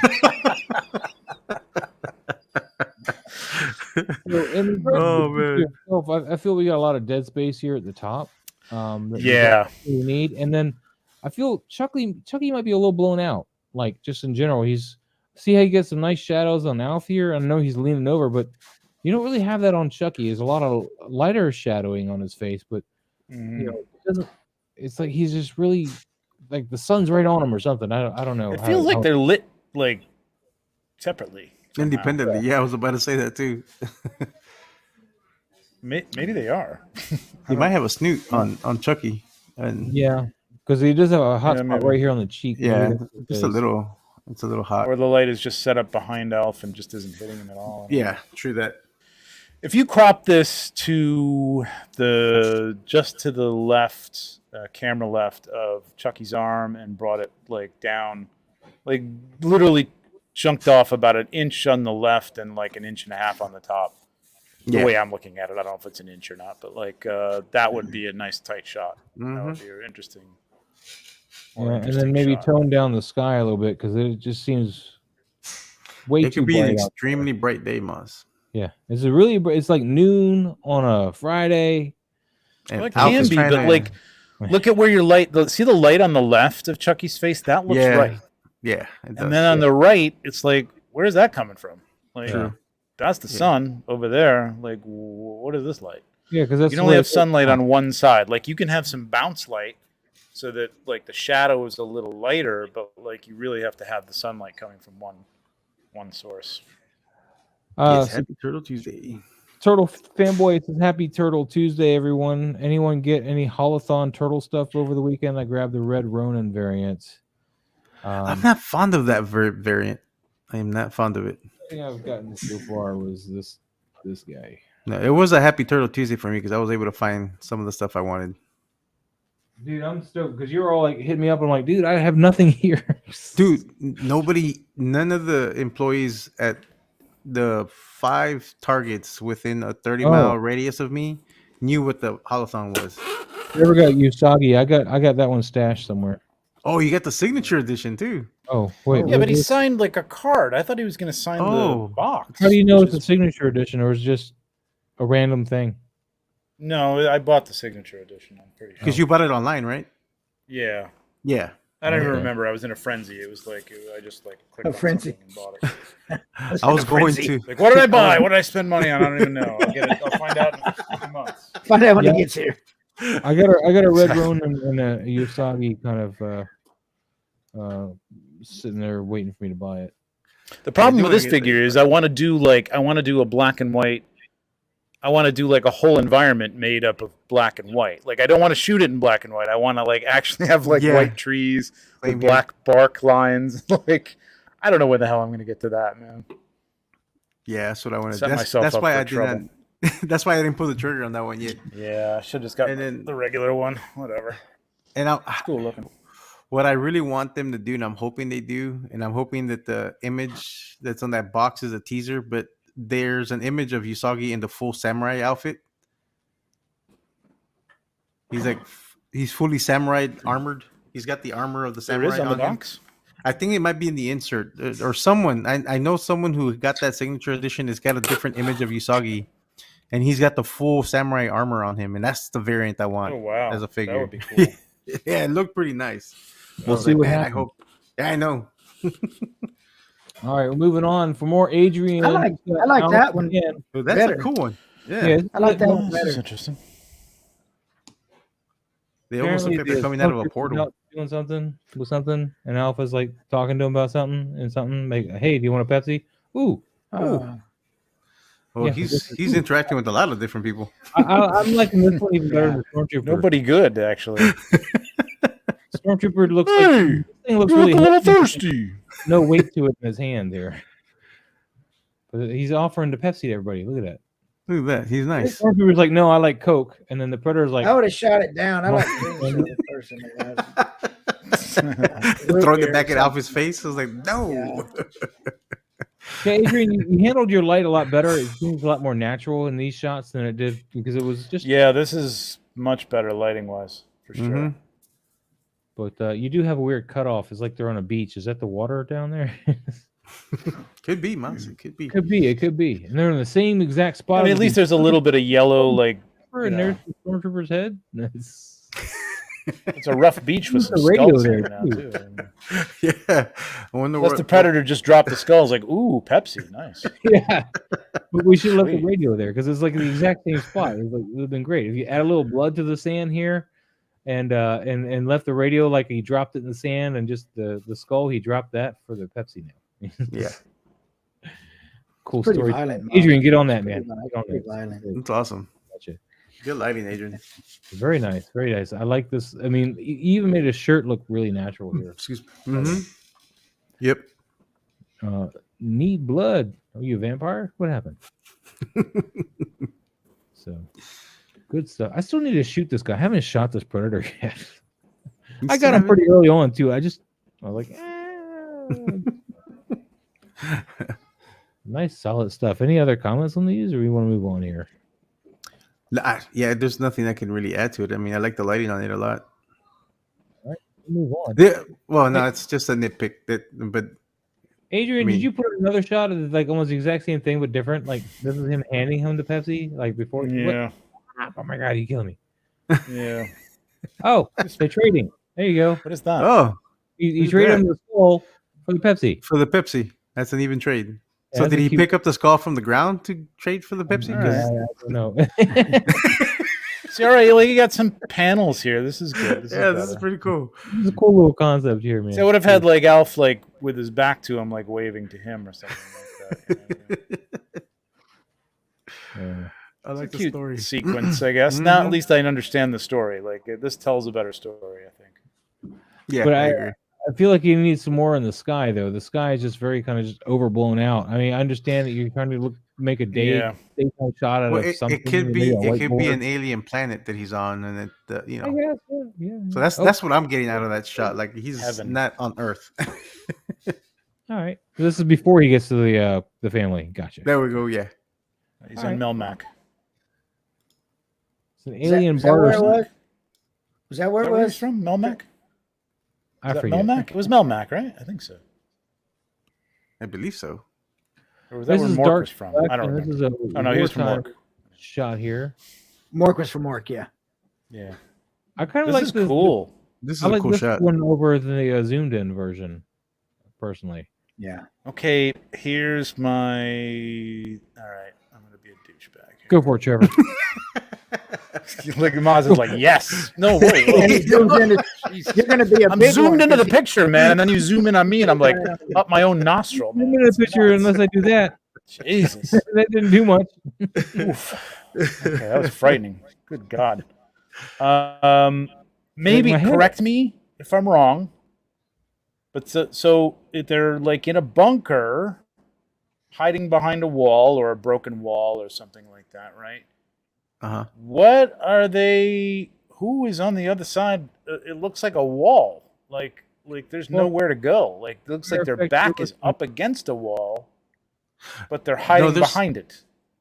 There's some distance on the other side. There's that blown out. What am I seeing? What is this? What is this thing that looks like a tree or something? Cotton and fire thing here. That's part of a destroyed building in the background.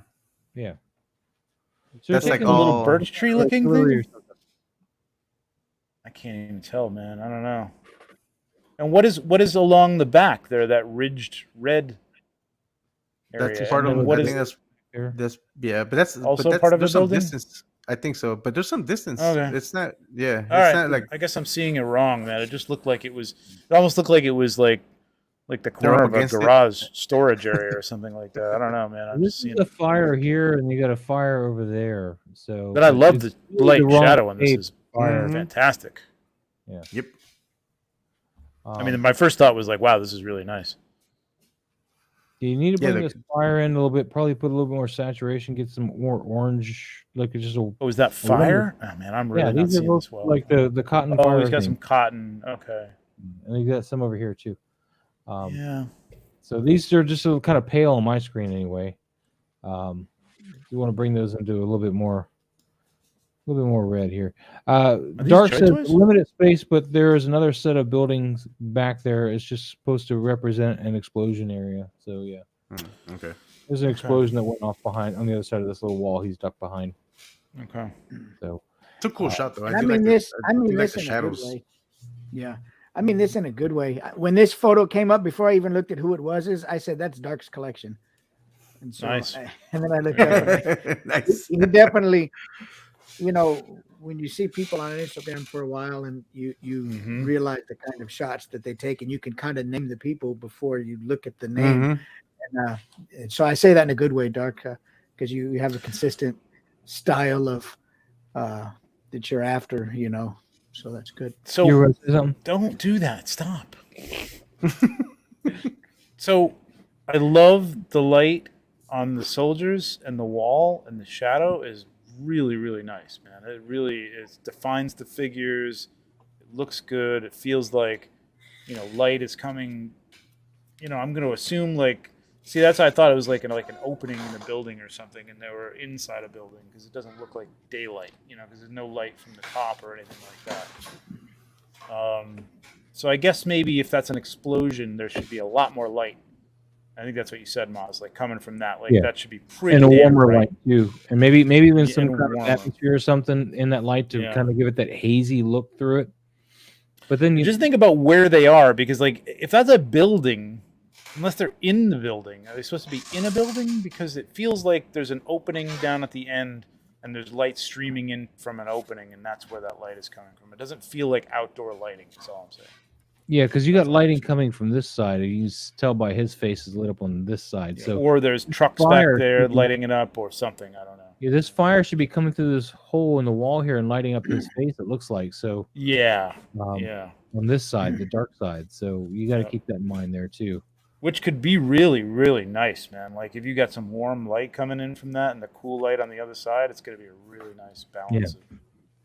I think it's what this really cool. Missing. But I do like the wider shot in general, though. The tight shots. Do you? Actually, I kind of like that better. Oh, you like the tight shot? All right, well. Yeah, kind of.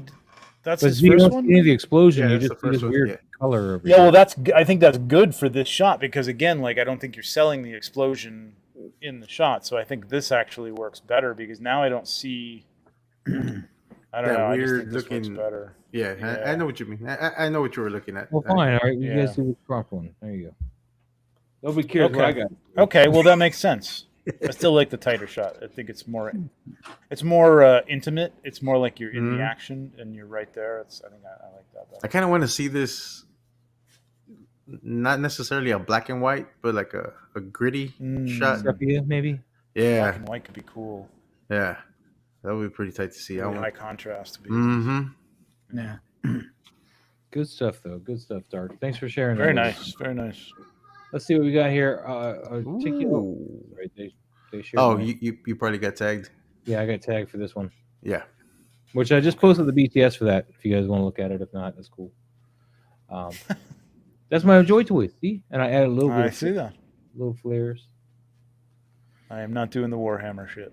I couldn't help it, man. It's just so cool. And then Nor did these guys in that one shot, and I was like, all right, fine, I'm gonna do it. I'm gonna buy them. So, yeah, I can't keep any more lore in my head. Forget that shit.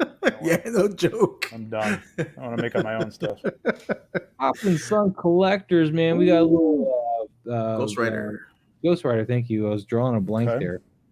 Little Ghost Rider love going on here, man. Mike, man, what do you think of the Ghost Rider love here? What are you thinking?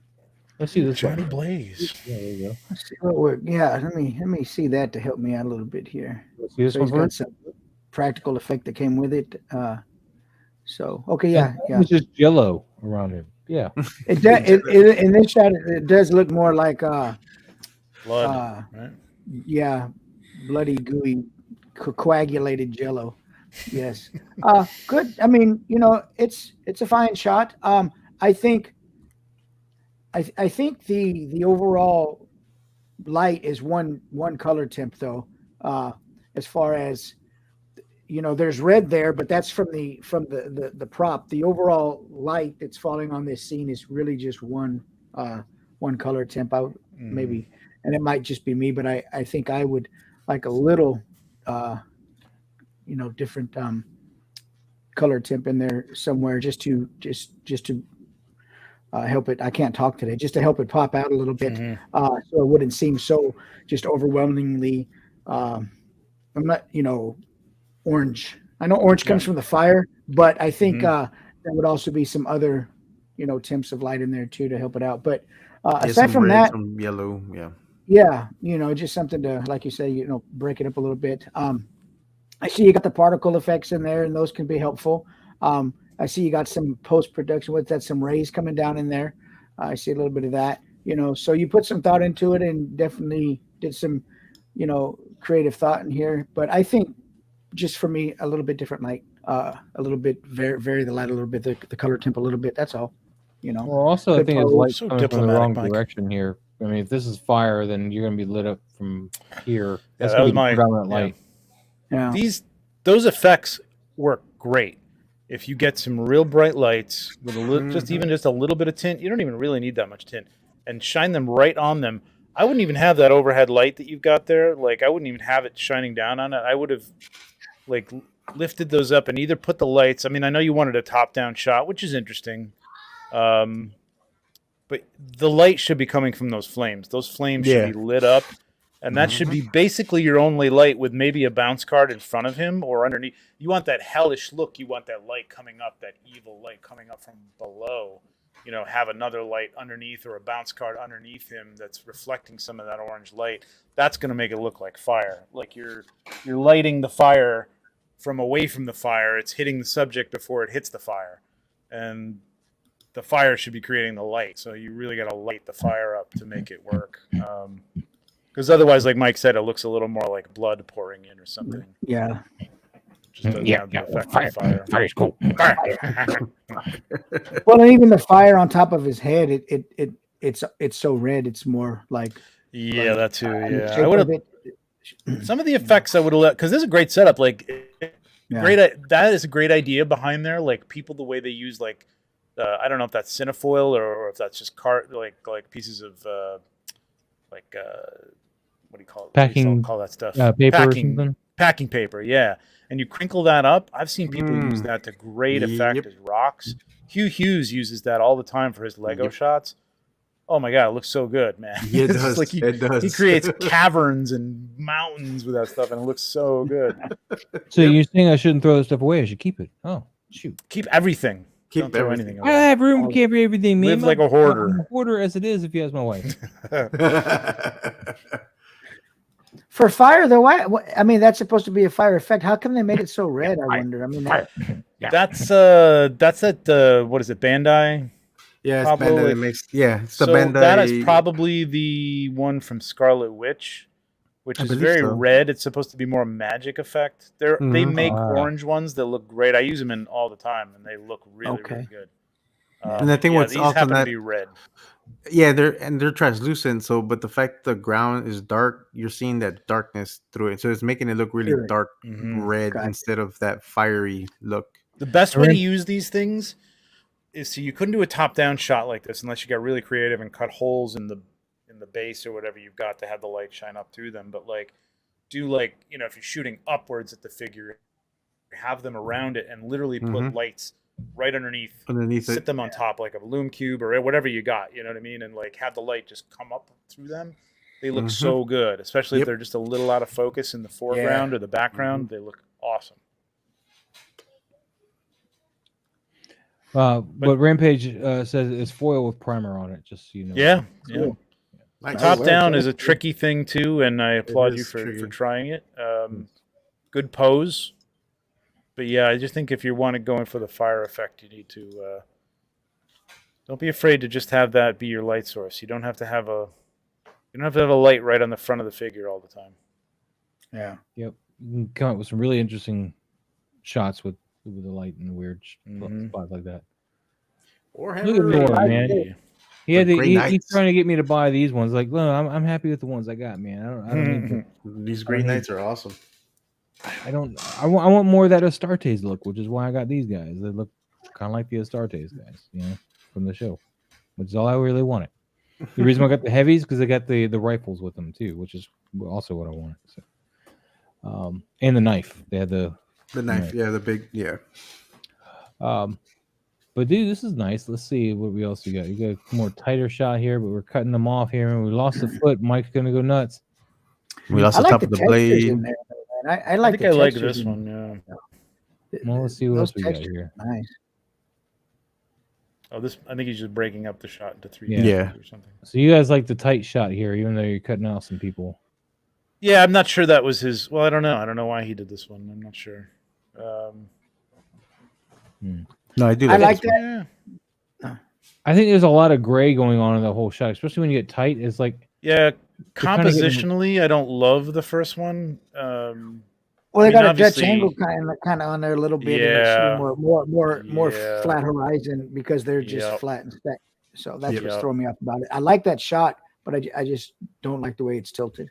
Yeah. Yeah, I mean, but it just you're taking these figures, all this stuff going on, and I feel like I'm not that interested because color wise, it's not really drawing me in. Yeah, you get a little bit of red from this, but like just aesthetically, it's very monotone. There's a lot of light bouncing off a lot of places, and, Yeah. and Yeah. they're all the same, obviously, which is like you got to either have. I think you got to either have one of these guys very prominently in the foreground, and the rest like kind of following him and a little out of focus to give you a little breather, because your eyes don't have any breather here from the detail. You're just bouncing around everywhere. They're on the same plane.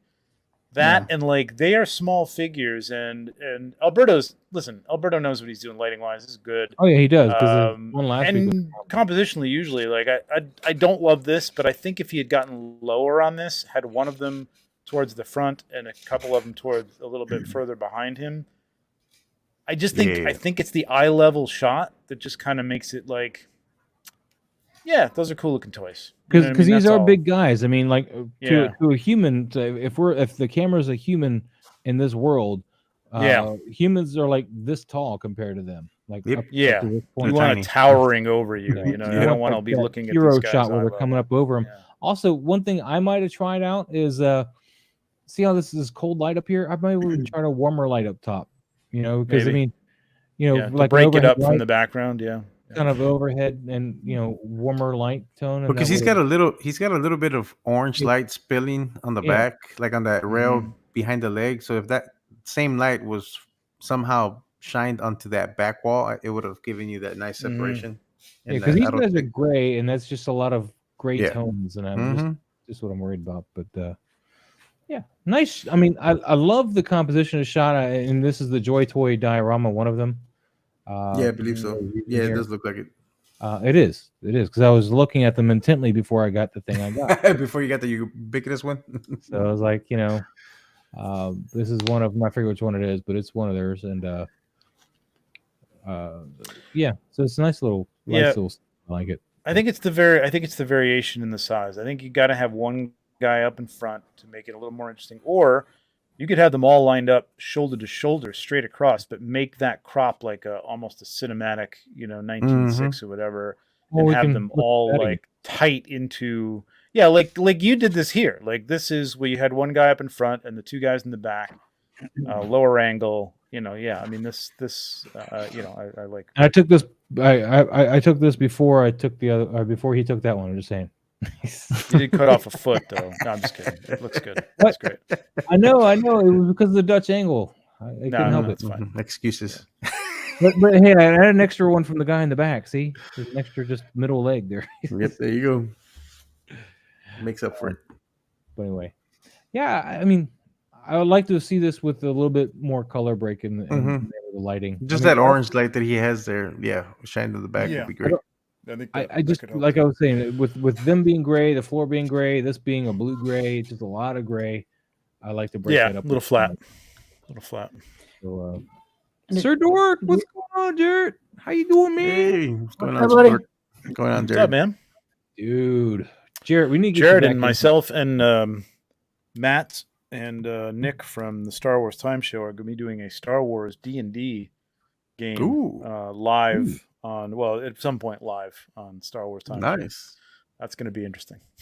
That is going to be cool. Yeah, man. Oh, yeah. Talking about interesting, man. Here's AO.Z with the Mafex Batman versus Superman from the Dark Knight Returns. This is the Superman armor Batman costume, and then the Mafex Dark Knight Returns beat up Superman. It's good stuff, man. Good stuff. I kind of feel like we need a little bit something either light or it's just, if I know that you got some red coming through here and all this little tint, but I feel like I'm getting robbed of something like in the rest of the scene here, like this space. I feel like I need to see something else in this space. I don't know how else to say it, but anybody else, I'm sure you guys will all countermand that and be like, no, it's fine. So go ahead.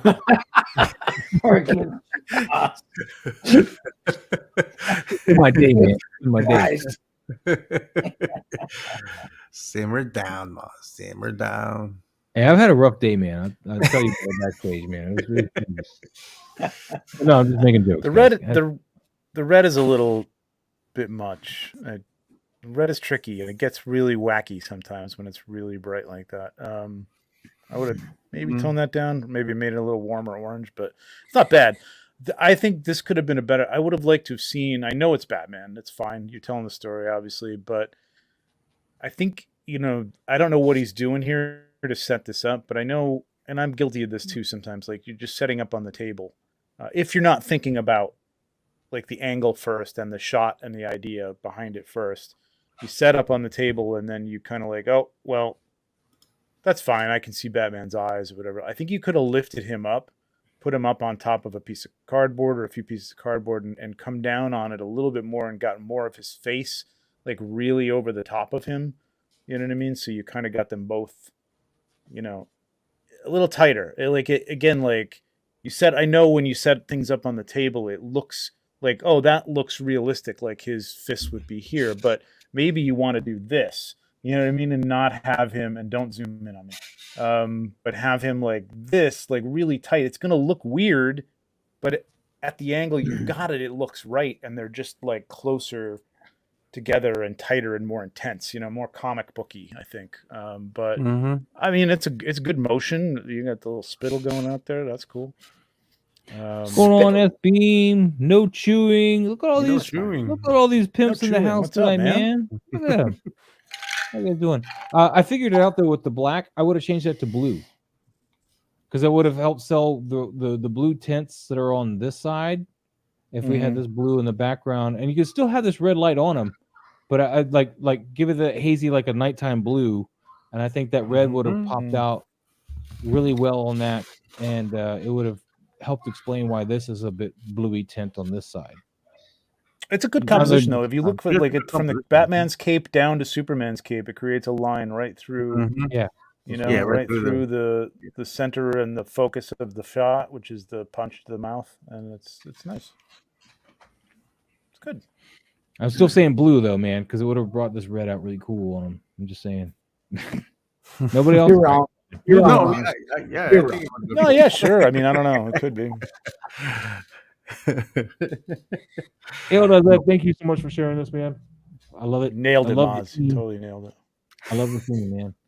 Oh, Balda, man. Like the Balda. We got some big giant monsters. There and you stuff. go. Okay. All right. You go, man. Go into it, Trevor. Go. You go, dude. So like what we had earlier, and I'm not knocking it, but it was a fun little series with Alf, trying to give things away and stuff, and it was kind of like, there's something going on, there's a little story there or whatever, but I wasn't quite getting it, and the panels helped a little bit, but this in one image tells the story. You know what I mean? Like, this is it. This is really fun, really cute. The background is nicely blended. Looks like you're using some cotton for some snow or cloud or whatever he's standing up on. You know what I mean? Like, he's looking at him. The eye contact is correct, and it's cute. Like, he's little Viking dude giving this abominable snowman troll an ice cream cone. Man, that's awesome. That's fun. Man. Very nice. Very nice. Very nice. Very nice. Love it. Yeah, not much I can say other than that, man. I think it's really.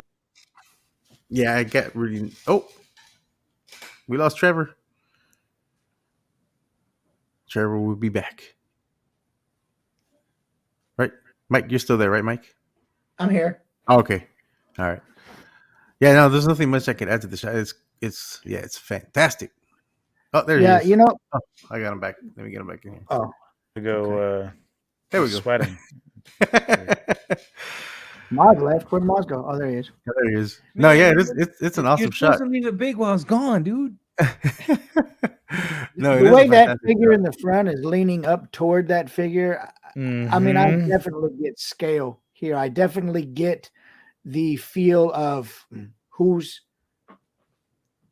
I just get that intimidating feel, and this figure in the front reaching up, offering that, isn't scared. small or he's small. And I just, this all works really, really nice together, man. You want my ice cream, Joe? You can have it. Anybody get that reference?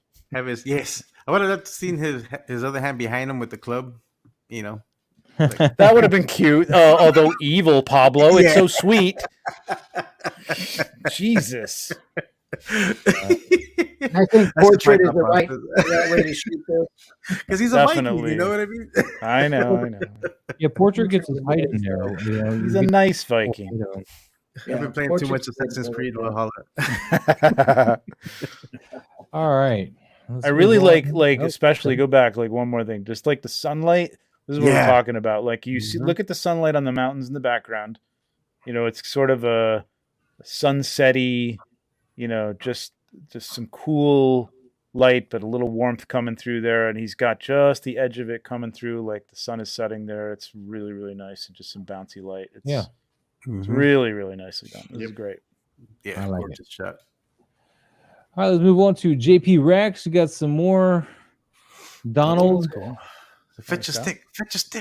It's right before you get spit on. Yep. Yeah. Doing that movie capture again. I know you're going for the scene, and it was, of course, nighttime and raining out there, but I feel you need to cut this with a little bit more light, just to kind of bring out the different angles of the creature and or him. Because you're almost losing the Dilophosaurus in the background here. I mean, yeah, and a little bounce light would have helped it out. Yeah, just get some bounce on this side of him so it brings out so we can see him a little bit, because he's got some light on this side of his arm here. And also that bounce would help fill out his face a little bit more. If you put the bounce like over here, let it catch on both of them. But yeah, I think you could have moved the moonlight a little bit more towards the front and caught a little bit more of the dinosaur's, the edge of that fin to define it a little bit more. But I gotta say, this is nice night lighting. I mean, this is the way to do it. Like, you've got that overall blue, and then you cut it with white. I just think it needed to be cut a little bit more, like Maz was saying, with the white moonlight, and maybe move it around a little bit. It looks great behind it, like defining him, but you could probably fake it too, like Maz said, like just bounce a little bit more. From the back of the dinosaur or something like that. It would help soften this too, because it's a little sharp and jarring, not too much, but it's mainly because the figure's plastic, and again, the bounce is going to soften that plastic look. And I know you can get away with it a little bit because it's supposed to be raining in the scene, so he's going to be wet in a raincoat, so you can still keep some of that plastic. But here is where you don't want that plastic up in here. So but I mean, it's going to help eliminate that too. I know I don't like, for me, like if it's a toy, like I don't really care about that. You could fix that in Photoshop. Dude, I want everybody to Photoshop the joints out now. I know, and redo the hair, and like, you could, I don't know. It's still a toy. Like I wouldn't sacrifice good light to try and, I mean, you could soften it a little bit. It might help it a little bit, but it's still plastic. I don't know. But this is really good, man. This is, I don't know, man. You kind of nailed it. Like, this is the nighttime look. I think you could have just had the moonlight a little bit higher, maybe a little bit wider, and to satisfy Maz, soften it up a little bit with a diffuser or something like that to get all about me. Some of that plasticky feel off of it. But if you're gonna do rain, you're gonna need to get a lot more light in there. So I don't know if I see you didn't even try it here. I mean, I don't see any hints of that at all. But if you're gonna try to, wasn't he getting out of a car too, or was he? Yeah, he was in a Jeep. Yeah, he was trying to. Well, the Jeep was stuck. The Jeep was. Well, stuck, you could have played that up with the back, but behind the dinosaur, and had like some motivated lighting, like warm headlight lighting or something like that. You know what I mean? Just something that is plausible, but Yeah, that definitely could have worked. Definitely. Sure. JP Rex, thanks again for sharing that with us, man. Let's move on to Dark Collection Warzone.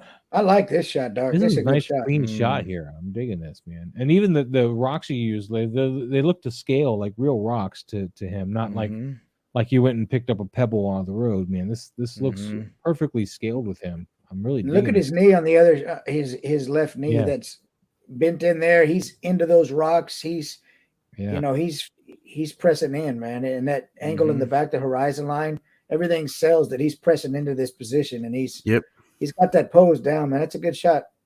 dark. Mm-hmm. It's Really very nice. very clean. Yeah, I Just really a really good composition. it. You got a lot of heavy, contrasty stuff at the top, and it's kind of balanced by the rocks. Like even the shape. Like if you divided that across from the left top corner to the bottom right, or whatever. No, the other way. Sorry, top right to the bottom left. You got a nice split there, and it's really nicely balanced. Yeah, cool. Yeah, Nice composition. Really nice. I love this Good sunset light too in the background too. It looks like the light on the hem is the light from whatever's giving this beautiful sunset. So this light is this an outdoor shot? Yeah, it's an outdoor shot. I think He shoots all his stuff outdoors. Right? Yeah. Oh, okay. Yeah. So really, looked like he took some battle damage to his shoulder there. Looked like he got a shot out of that thing. He's got some meat loss. Dark plays hard. Good job, man. Yeah, I love this one, man. This is great. He wanted his pound of flesh, and he got it. That's right. Yeah, good job. All right, we're gonna move on to Machu Toy, man. Machu, what? You wanting some breakfast at McDonald's? Nice. I had McDonald's for breakfast this morning. It's not as good as it was the first time I had it when I started working. But what did you have? Now it's becoming like the same old bacon, egg, and cheese, man. No, you got to get the McGriddle. Do they still have the McGriddle? Yeah, they still have the McGriddle. Oh my god, the McGriddle is the best thing. Like unfucking real, man. Yep.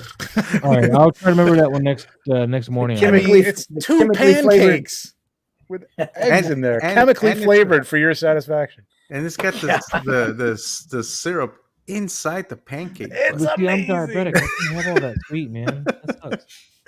The only thing better I've ever had is the KFC had this special thing one time. Did I tell the story? I don't know. Anyway, no, I don't think KFC, so. They had two Krispy Kreme donuts with a chicken sandwich. The Krispy Kreme donuts were the roll, and then the chicken sandwich inside. Oh my god, it was unbelievable. I didn't eat all day just so I could eat the sandwich for dinner, and it was worth unbelievable. Let's move on to Mickey. I never knew 2,800 calories. Oh, yeah, it was nuts. Even better. I like this one even better. I don't know. I like I both. love the pose. It's great. He's got that smile. Oh, I love it's Mickey. I love it's Mickey at McDonald's. That's a great one there. That's a good one. We're using like great. AI AI photography here, man, with the facial expressions and stuff. I mean, no, this has those facial expressions. He's got all these head sculpts because these are awesome. Yeah. Mm-hmm. I like that shot right there. Going back to our discussion on depth, this is exactly what we're talking about right there. There's your, that's your experiment. You're focusing on Mickey, and you get a little bit of that burger that he's trying to, grope. He's white. Look at his white face. He's not looking blown out or plasticky. It's supposed to be a white face, but it's white with detail, and so that's good. Yeah, and it's not blending into that background. Yeah. Photoshopping Mickey in here, but then you go and look at like this, and I feel like he's actually here. Oh, he's there. Oh, he is there. Oh, he's there. He's there. Yeah. But this one, maybe a little closer to I like the pose on him on this one. I like that whole little hand. Like, yes. That's like score. Yeah, McDonald's has a pest control problem according to Darkwing Collections. Just saying. Hey, that's no lie, Darkwing. There was a cockroach running through the last McDonald's I went to, and I pointed it out, and the guy just looked at me, and he looked at the cockroach, and he walked away. Couldn't take it. Joe's apartment. Yeah. Now, a funny follow up along those lines would be like Mickey in a mousetrap or something like that. Like, you see his feet sticking out or something like that. But this is cute, man. This is cute. And, Pablo wanted the club in the ogre's hand or the Cyclops hand, and now I took it to a dark place. Again, I know this is cute, and I took it to a dark place. I'm sorry. Get that super chat in there. Get Trevor out of the dark place. There you go.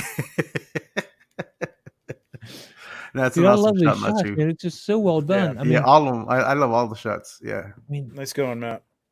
I don't know what else to say about these. It's just brilliant. Mm-hmm. This is I've my been wanting to favorite get this figure. I've been wanting to get this. And figure. there's you can do these shots like I've seen a lot of it when they used to have the sessions and stuff on Instagram. A lot of people would just they'd stick a figure in front of whatever they were eating for lunch that day, and it was just like, what is this, man? Like, what are you doing? You know what I mean? This is terrible.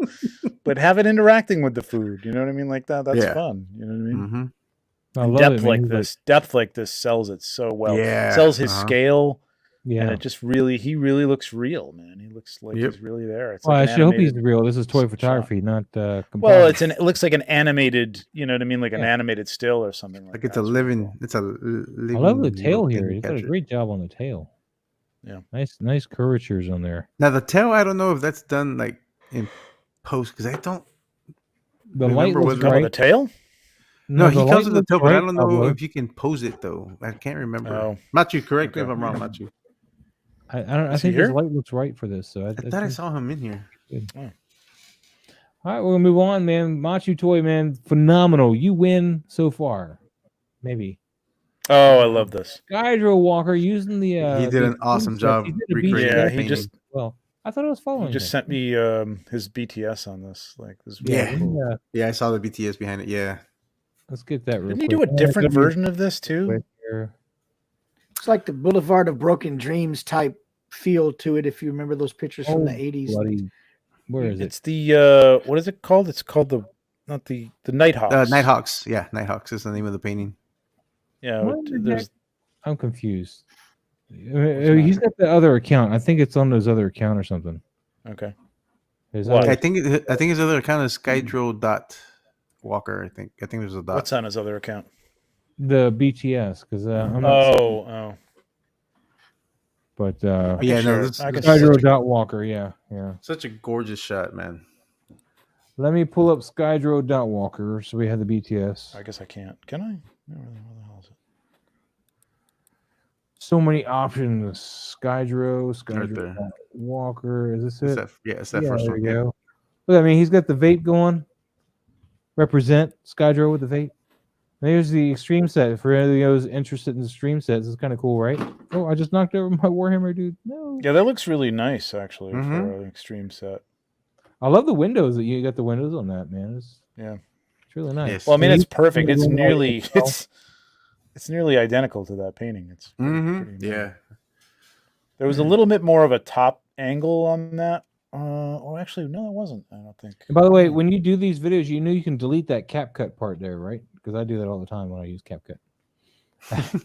You just select it and go delete, and it's gone.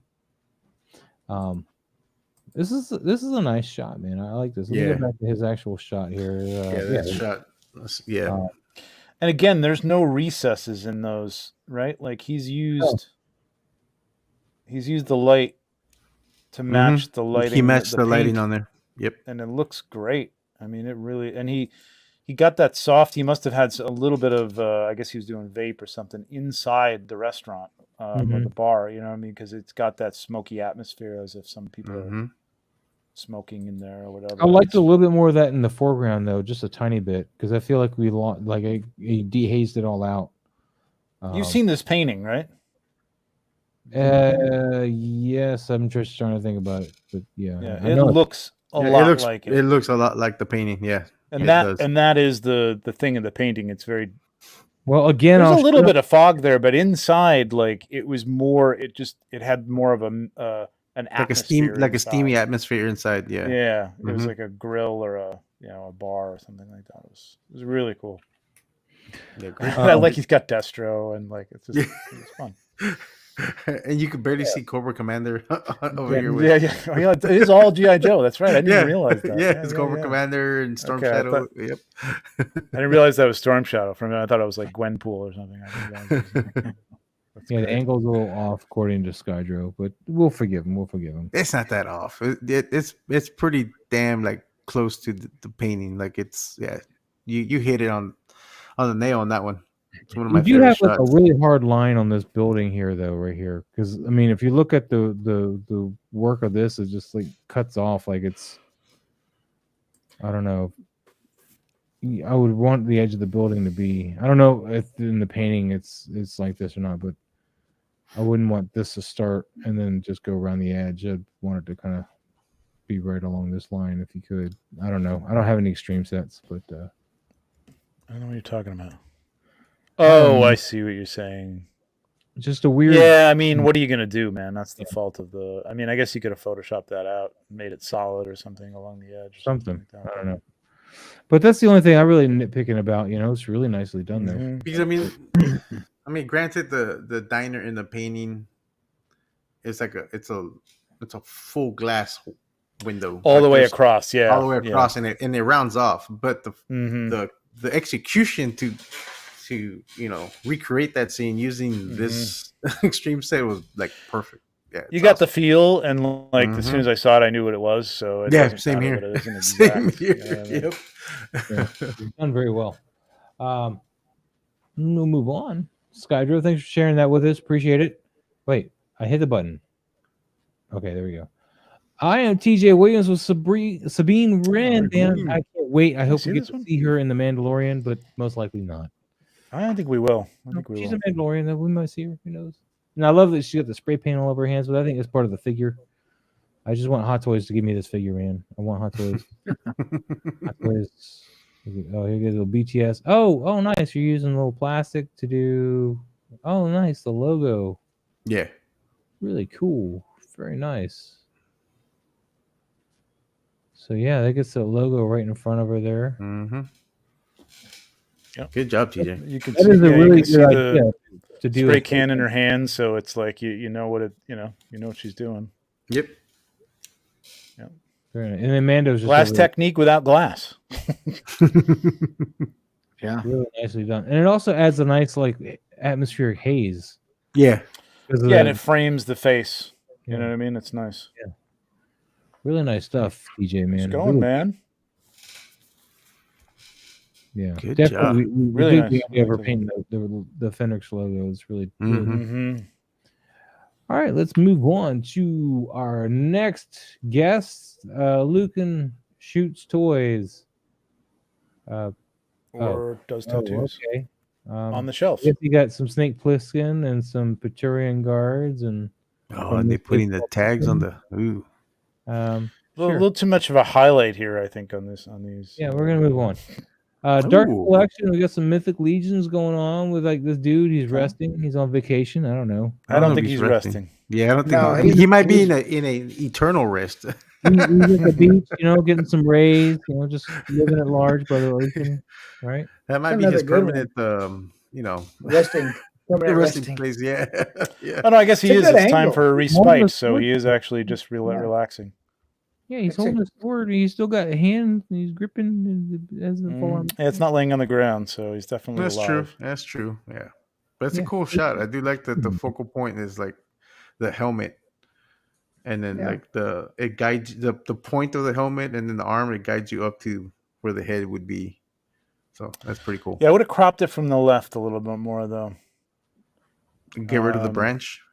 Yeah, there's a lot of stuff there that doesn't need to be there unless you've got something over there that's selling the story or telling it better, like a body of a, another body part or something, soldier or something like that. And what is that? It's okay. The branch behind him, I would have that too, because that just looks like a wire, like right behind his arm. No, the one right behind the behind figure. Yeah, right there. I almost thought it was like a wire showing or something like that, but. One change too with the pose is a little bit. I would just maybe get the point of the sword down. Yeah, relax. Unless it's supposed to be story wise, but then you need to keep it in the shot where that point's going. I feel like it should be resting on the ground. He could still be holding it, but if possible, the figure lets you get the point down on the ground like it's just resting there. Because this is kind of an awkward position to hold a sword like that while he seems to be in a resting pose. I don't know. Even if he's at the ready, he's still. Why waste the strength keeping this up unless you need it to? Like, these are tricky. Like it's interesting. Like story wise, like I like cutting part of the face off. Right, like it can work, but there almost has to be something on the ground to sell what's going on. Why are you not focusing on him and his face? There's got to be something else, like happening there. Like if the sword was bloody and laying next to him, you know what I mean, and his helmet was, had blood on it or something, you could just say, like it's like you're telling the story of the battle without having to show the battle, and he's, like laying back and just like taking a breath, it's over or whatever, and there's blood on him. And I realize getting blood on your figures, you can do it with food. There's different recipes that aren't going to stain your figures, but I realize not everybody wants to do that. But that would tell a story. Like that's a reason to cut off the head. Like you don't need to see the face in order to understand what's going on. But there's got to be something there that's like, because I'm just looking at the sword. Like that's the first thing I'm looking at, and I'm like, why is it? Like Maz said, like not. Why is he kind of half holding it up in the air? I'm not really sure what that's all about. So if you wanted to have it half holding up in the air, one thing you could do as well is put him in more of a crouch pose against the wall. Like he's waiting to like run around the wall to attack somebody or something, more of a crouch pose instead of just sitting down like he's trying to get comfortable. With that being said, though, and in all actuality, I do like the choices made here, like all this right in here. I do like this jaw. I mean, his jaw looks so good here, and this chiseled jaw. And I like the fact that I get to admire the nice work here on just the details of that part of the face. It's really nicely done. So I'm not upset that I don't see his eyes or his face, the rest of his face. I like this, like unknown, like this visor was his mask and we still don't know who he is, that kind of thing. But I do like that. But there are some choices too. Again, with the sword kind of raised up and stuff, it kind of gives us he looks relaxed here, but then you have this stuff here saying contrary, that he's not relaxed. And I kind of wish you'd decide if he's relaxed or not. Yeah, I mean, he's holding the shield too. Like I think I just would have had him. Like I would have had maybe the head down a little bit, like he's just like laying there, and like maybe the body is slumped to like one side. You can't see that other arm, so you can't tell if he's not like leaning on it. If you can't get that pose to work, and at least it would look like he's, again, you could have used the shield on this side too, in that space on the ground a little bit, and had that covered with blood. You wouldn't have to put any blood on the figure, but like if there was just like a pool of blood on this, and again, this is your dio, you probably don't want to do that either, but there are ways to do blood effects without getting blood on your but just like that, you're focusing on this area in front. In fact, it is focused basically on that ground piece, and then the helmet, like that should tell a story. The story should be in that area. And I get he's taking a rest, but they're like, from what? Like what's just happened? Like it should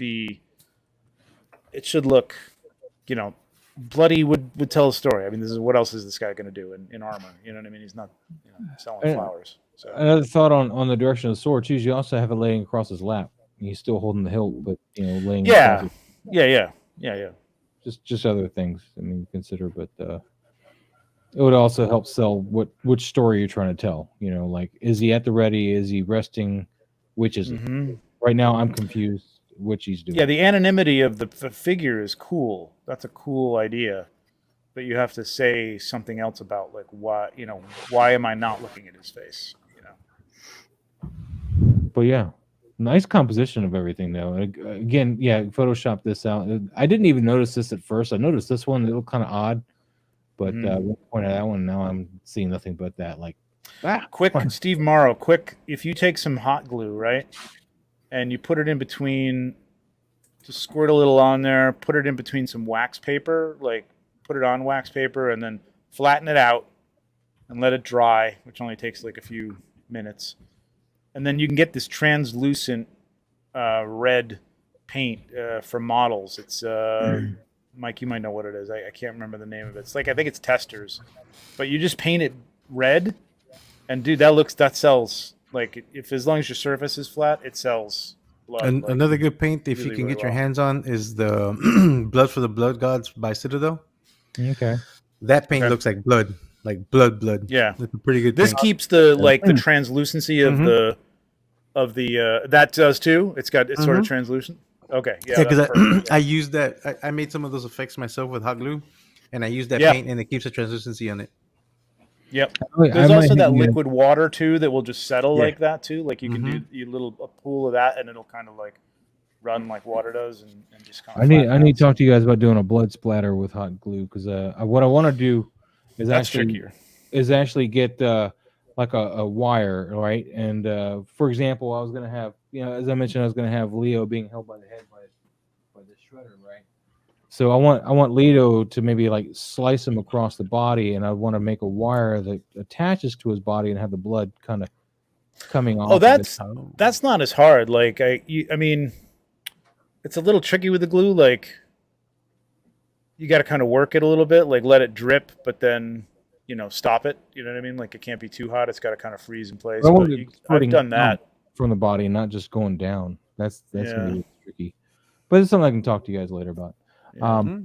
Let's move on. Dark's collection, Rippic Tan in the old trusty diorama that we know and love. It's like a warm hug. I like the first one the best, I think. Yeah. It's 3 3/4, right? I believe so. I don't know. You guys agree with the first one? I know I've been wrong a lot lately. Yeah, for sure. I really like the guy in the background with in the fog. Like you just see a little bit of him. That's really nice. Really gives it depth. Mike, I know Star Wars, man. You guys have been really quiet, man. No, I mean, like Trevor said, that what makes this shot great is that guy in the background. It adds that little bit of mysteriousness. It gives, more importantly, the depth to the shot, and that's a great feature in this photo. And I do agree. This first shot is the best one out of them. So I like the orange light, the atmosphere. I think it's I think it looks good. There's definitely depth in the foreground because of the blurry figure in the front. Kept right, then it goes sharp, then it falls off all the way to the back. It just looks really good. Yep. But everybody noticed for the most part where he's lighting this from. Not us, but everybody who's lit in the back. Like he's lighting from the back, and it's lighting up. It's surrounding. He's got a little bit of an overhead like Lume Cube or something spot up on the top there to just give her a little rim light to the back, but. It's that whatever he's lighting up that red smoky area with, and probably a bounce card in front, and that's it. You know what I mean? Maybe 2 lights tops, and that's all you need. Yeah, it's a really nice shot. Very nice, Rippic Tan. Thank you so much for sharing this today. We'll move on to a new photography, man. This is a nice, clean shot of a orc, troll, ogre? I don't know. Orc. It's an orc. Warthog. Yeah. Thoggy orgy thing. I dig this, man. This is really tight. Very shallow. Yeah. Because he falls off real quick after you get through the face. Chest, background. This is and really all here, blurry down here. I wonder if he used a field blur though to blur out this, because I think he did, because there's not that much angle on there to get that depth of field to fall off. Yeah, good call. Angle on him. Yeah, good call. From front to back, there's you could fall off, but he's not angled down enough to get it from top to bottom. You got a light source on either side of him, it looks like, or maybe like an edge blur or something, right?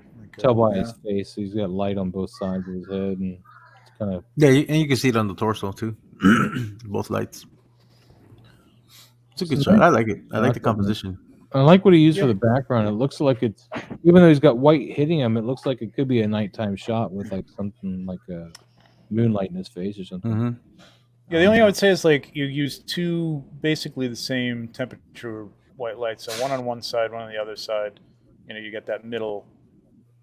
I might have moved that one to his back on his left arm, like back a little bit, so it just gave it a little bit of a rim light, and it wasn't quite even on his face because he's got an even split. That's not wrong, but it just, I don't know, looks a little. And I would have warmed that up and made it more like a motivated, like a firelight or something like that. You know what I mean? Because it's fantasy. There's fires everywhere. I agree.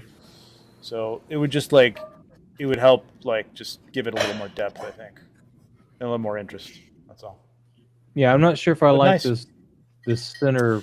Yeah, his face with the dark. I mean, I agree with you. Maybe try to get this one side of on this side more behind him, and maybe pointing this way, and then maybe bounce it off a little bit from this angle, kind of towards in like this, and it would allow this to fall off more and not been so. Yeah, that even lighting on either side is kind of a portrait no-no, I think, Mike. Right? What do they call that? There is like a Yeah, way to you do just get that, to but it's not. wrap around a little bit, but yeah, It's got to cross right a little bit. Yeah, wrap around a little bit. You don't want to leave that line in the middle of the face. No, It's a pretty shot though. I mean, like no, it is. Yeah, just that lighting is. You can edge that out a little bit more and try to let one side dominate more than the other side. And that's all you really need to do. You don't need to cut it off completely from both sides or one side. Just let one side kind of win that fight, because right now it's like in the middle of a tug of war right there. Yep. But nice composition and clean shot. Definitely nicely focused. Anul, thank you so much for sharing. We're gonna move on to those wonderful toys. We got some Joker and some Batman and some McFarlane Bane here. The other two are Mezcos. Oh, be it BTS shot here, the Loom Cube or whatever with the barn doors and just kind of a straight barn overhead doors on there. Just a straight overhead light is what it looks like. So, I love the straight overhead light. I think that would have been great. I think you could have just put a white card underneath them and just bounced a little light and not done, or maybe move that Loom Cube, whatever it is, to the back. That's really hitting Joker hard. Yeah, real hard. Yeah, it is. So what I think what you're suggesting is to wrap this, like put it around behind here and point it more. Either put it behind to get more of a rim light on Joker, or just take that one light and bounce it off the ground back up, and you would have, had some really cool light on Joker, I think. So that's all we're going to look at for that. The overhead is beautiful. Like I love that godlight look, man. I love that look. It's one of my favorite things. So keep that in mind. And it's just like, wow, look at that arm. It's like really, really bright. and look how the light doesn't spill onto those bricks. You can't see the bricks except for lower camera right at all. See those bricks in that shot? And when you go back, how that light, that godlight, just it's exposed for the figures, and so there's you don't even know there's brick back there. So that, and it's not really exposed right either. I mean, it almost looks like, even though you got physical diorama bricks back here, it almost looks like you got a screen grab of some bricks that are behind some smoke, and that's what you're working with here. So cool composition though. Great story. I like it. I love what's going on here. Nice triangle, you know what I mean? Like a composition. You go now. If you just had a giant nude Bane. Yeah, well, that's what I was thinking, but I don't want to say it out loud. I'm glad you did, Moss. And Batman's gonna lose anyway, because Joker always. I always root for Joker. Yeah, screw that, man. All right, I like the sharing that. We're gonna move on to our next shot. We got Tomorrow Stevens again. We got a little bit of LeBron. Dunk, I think. Layup, dunk. I don't know. His hands starting right. So, just he doesn't look like he's very dynamic. It's effortless. Got some bouncing going on though, just to try. Now see, like, okay, all right, well, and the overheads. To kind of give that stadium light look, I guess. Yeah, he did that. That worked a lot. That worked really well. It did, because that lens flare coming off of there, when you go back to the regular shot, he really stopped down. I don't see what's his f-stop on this. He's got the f22. Wow. Yeah, that's in camera lens flare. Yep. At f22, that's in camera lens flare. So that worked out pretty good. Now, why did he do two? Looks like he layered it. Why did he do that? I don't understand that. Yeah, I'm not entirely sure. F22, everything should be in focus. I mean, like. But what really though? What I'm worried about the most though at this? Well, I mean, there's some things to talk about with the picture, but I think LeBron is very stiff up and down for the kind of. It's the posing here. It's not really. Here really. It doesn't look like a natural jump. There's no way that left shoulder could be at that angle, at that height. Like, he's like literally like pulling himself up by, He needs to borrow some that Aspra cream from Shaq. He's a little stiff tonight. So I don't know if the figure is limited in the articulation and the. I don't know. I haven't had a starting lineup figure yet. But you may want to lean them left or right. I don't know. I'm trying to think what a dunk pose would be. I mean, I got to put it in my head here, but. So he's coming around with this same arm. So, you want to roll this shoulder more forward and then have this shoulder more back. So you want to turn his torso. So this side here is more towards the camera. And then of course you probably want to get some lean in here too, not just that twist of the torso, and that would help sell this a lot more. To get that. Yeah, it had a little bit of a reach because there's only a half a second where you're there, and the ball goes in, and then you're already starting to fall down. You know what I mean? So you're either reaching over the top or you're coming down a little bit, but that arm should be outstretched. Like nobody goes up to the eye level on the thing and puts it in and goes, "Oh, okay." Now he just goes up there. The only other thing is that compositionally, it's kind of cool. I really like the lights. I would have put that back a little further and tightened up this composition just a little bit. Yeah. Like this is also where like a little bit of a Dutch angle or something could work to give you a little bit more action feel to it too. You know? And Steve, he doesn't need to look at the camera. He doesn't need to look at anything, man. Yeah, I wouldn't look at the camera either. That's throwing me off a little bit. Have him focus on the game, man, not showing off. You know, you get his tongue out, whatever. I don't know what LeBron does. I don't watch football, but you know, just like get him in that crazy, you know, like I know Jordan, you know, when he played soccer, he'd get his tongue hanging out.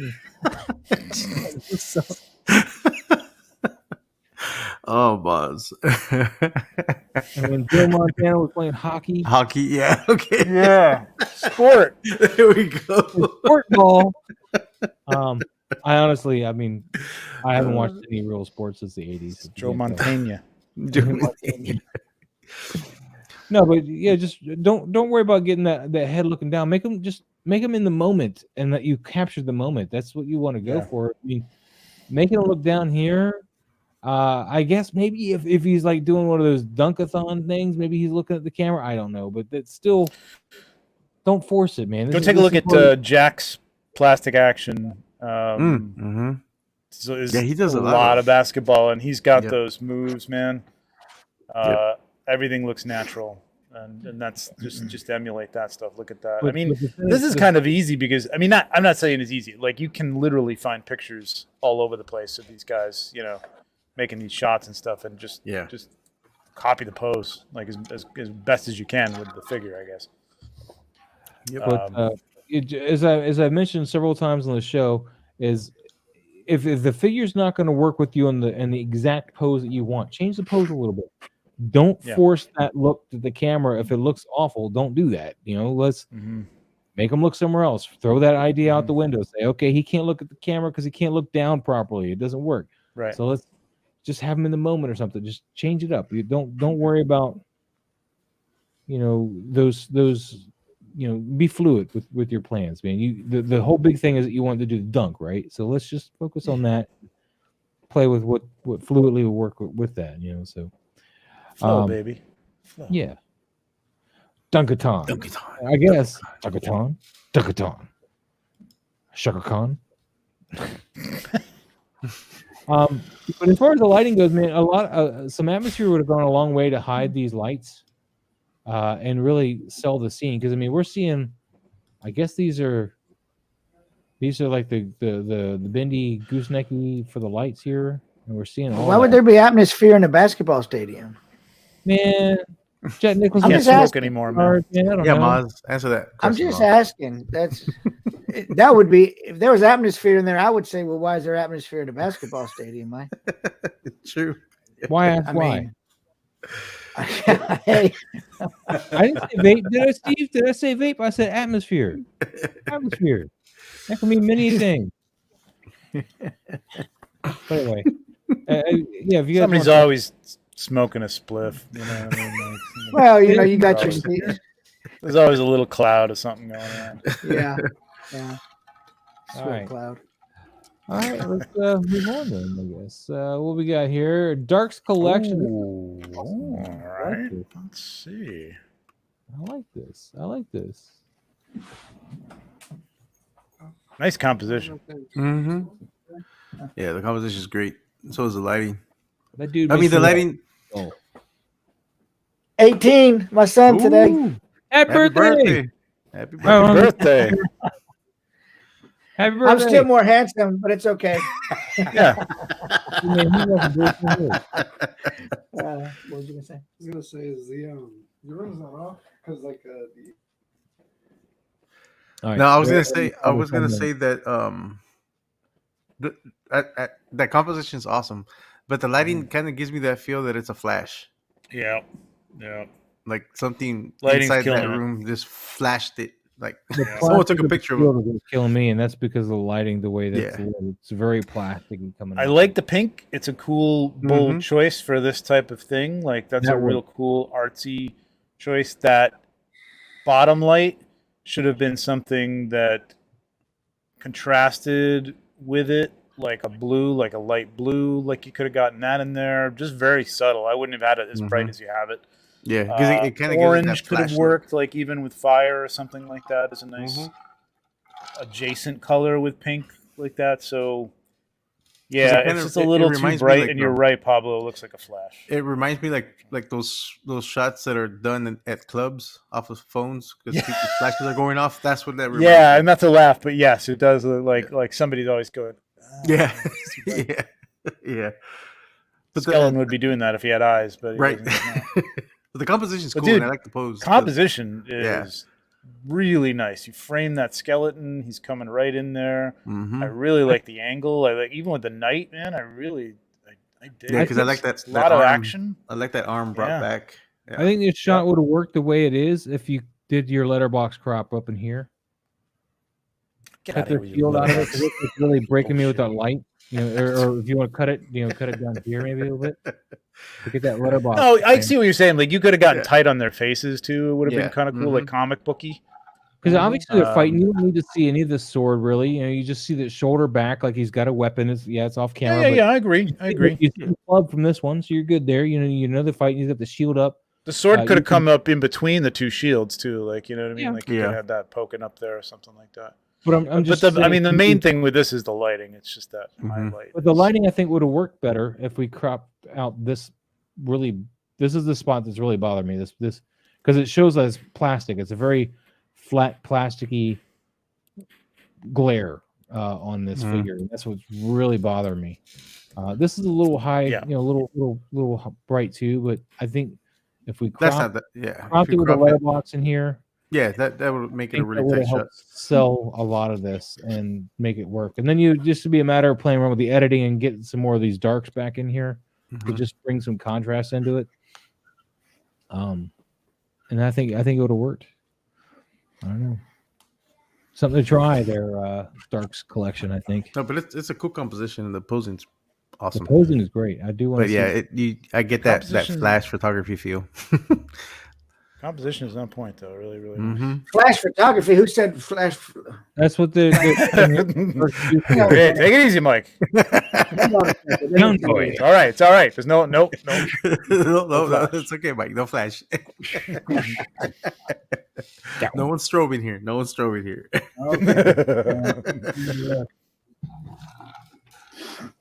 All right. We're gonna move on to the next one. Unless Mike wants to interject anything about our flashed photography looking thing here. No, I had to run outside and flip a breaker real quick. But no, the left side. It's not what you call it. I mean, it is pretty bright right there, evenly bright, all the way, across that figure on the left, and it's pretty evenly bright. So I mean, I get how you could see that it was done with a flash. It kind of looks like that. Yeah, that's what I was saying. It kind of gives it that appearance that it was a flash that went off inside wherever they're fighting. Like someone took a picture of them with the flash on, like the camera flash that's built on it. That's not the Polaroid. The speed light. They got the speed light on there. Right on. All right, let's see what we got next here. Dad. Pablo, look at Pablo killing it. Pablo. Oh, that's not Pablo. No. Look at Pablo killing it. Dude, that dude's a cat person. Yeah, those AWOL. Is that Lionel after a haircut? It does look like a Lionel. You go to the barber shop and now he's like Lionel. This is young Lionel. This is young Lionel. It's Lionel Richie. He doesn't say thunder, thunder, thunder ho. He says thunder ho. Richie. Thunder ho. He's Lionel. That's like the short hair. The longer hair gets you with each thunder. You get more hair. This is pretty cool, man. Pablo.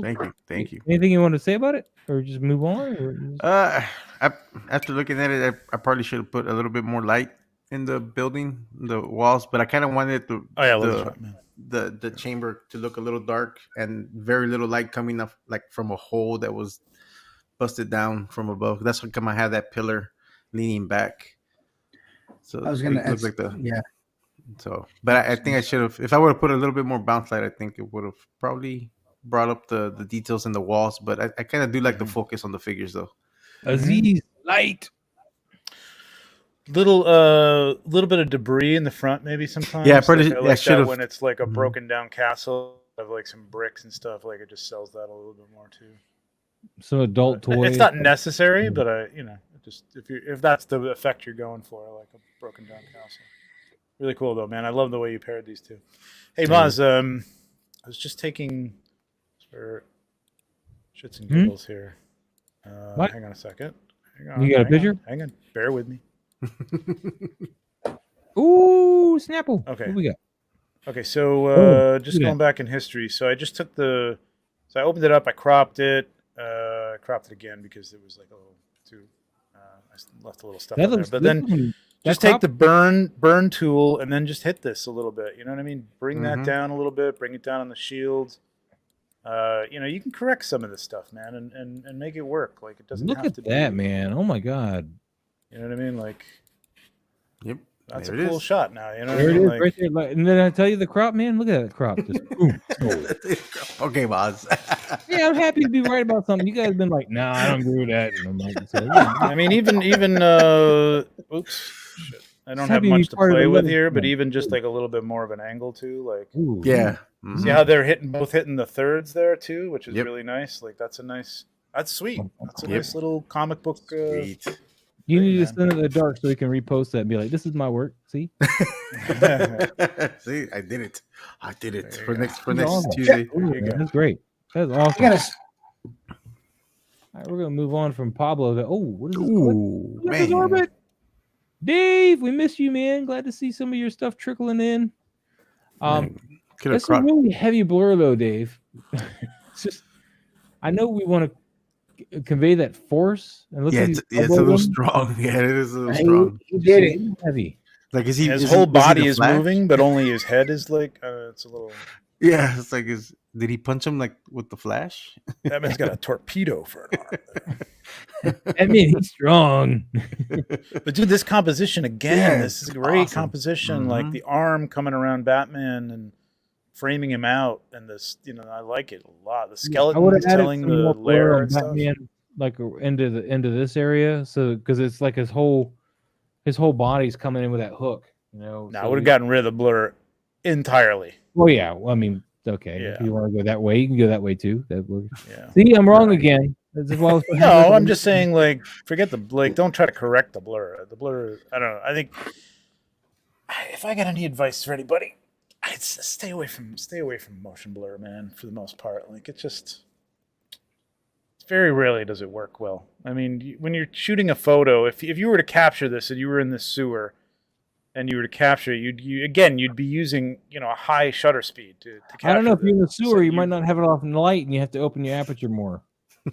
Well, I'm saying you brought some lights with you. You knew Batman was going to be there. You asked Killer Croc's permission to set up some lighting before he gets his ass kicked. You got a model release. You got a couple. Yeah, you got a model release from Killer Croc and Batman. I mean, then this happen. There's not enough light down there. That's why the aperture's open. That's why we get the blur. and make sure you get 50% deposit, non-refundable. Exactly. That's right. Exactly. Location fee, maybe location fee. Yep, location fee. There you go. Croc pays you in bones, though. So, man, I miss Dave so much. I'm so glad. Oh man, that's such an awesome shot. But yeah, I agree with the blur. I would not even have it. I would, if you got this without the blur, like pre-Photoshop, man, post that because this is. I love the shot. I don't know if Dave actually intended to partake. I think he just tagged me because I don't see the hashtag on here now that I mentioned it. Great, we're tearing him apart, and he didn't even want to be part of it. The Star Wars photographer, man. This is a nice clean shot of Paz Vizsla. This is the Black Series one, it looks like. I believe so, yeah. Yeah, I believe so. It doesn't. Speaking of which, real quick, tangent. Did you order the new Paz Vizsla hot toy, Trevor? No, because I got the first Paz Vizsla, and I'm not paying for another one just to get that stupid shield. You and I are on the same page. I kind of want the Pissing base me that says off. Paz Vizsla, but other than that, I don't care.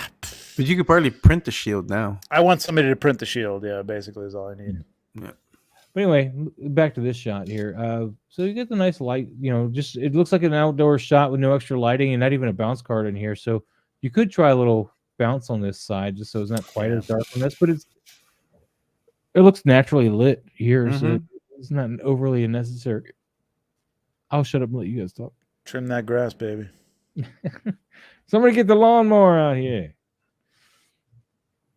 Yeah, no, everything you said, Miles, like the little bounce card would have made a little bit. It's a little. I don't know what time of day this is. It looks like 2 or 3 o'clock in the afternoon or something like that, which is a little, little high, a little bright. You definitely want to control your light a little bit. Yeah. Because I would want to mute that a little bit more too. I don't like how hot that is. Agreed. But yeah, Star Wars photographer, man. Thanks for sharing. I appreciate it, man. Let's get some more shots in there. Dude, Adrian, look at that. He's just like, we don't need the Predator. We don't need Alpha. Just the skull. This is the best shot man. out of all those, honestly. This is beautiful, man. This is great. It really reminds me a lot of the Cosmic teaser. Oh, yeah. Mm-hmm. I would have probably taken a black wash to this skull, though, and brought out some more of the darks and stuff, though. I would have. I don't know if you want to do that. But he's bleaching on the beach, man. He's pale. Yeah. I guess. Yeah, maybe. All right. See, I'm wrong. No, but to get a little more detail, and I know what you're talking about. Yeah, but I love that. I love that skull out of focus in the background because it almost looks like there could be a little flesh still on there, and it looks to me it's like people were buried or something or whatever in the. See, Steve, that's why you coming up from the beach. It's really cool. This is why you don't pass, man, because I don't think this needs a Dutch angle here. I think this is more dramatic like this. I think. Yeah. Not that a Dutch angle would have been bad. I just think I really like everything's going on here. I mean, even the high bright area in the top probably would have personally toned that down to not be pure white. No, I like it because it kind of gives you the idea of like a really hot desert and like the mirage zone. Yeah.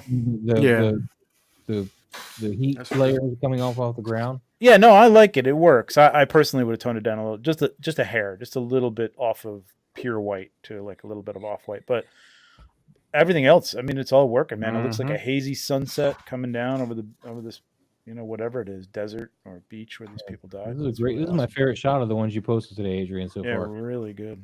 Love this. Little contrast in those eye holes. Yeah, right. Light. Well, what'd you say about the eye hole?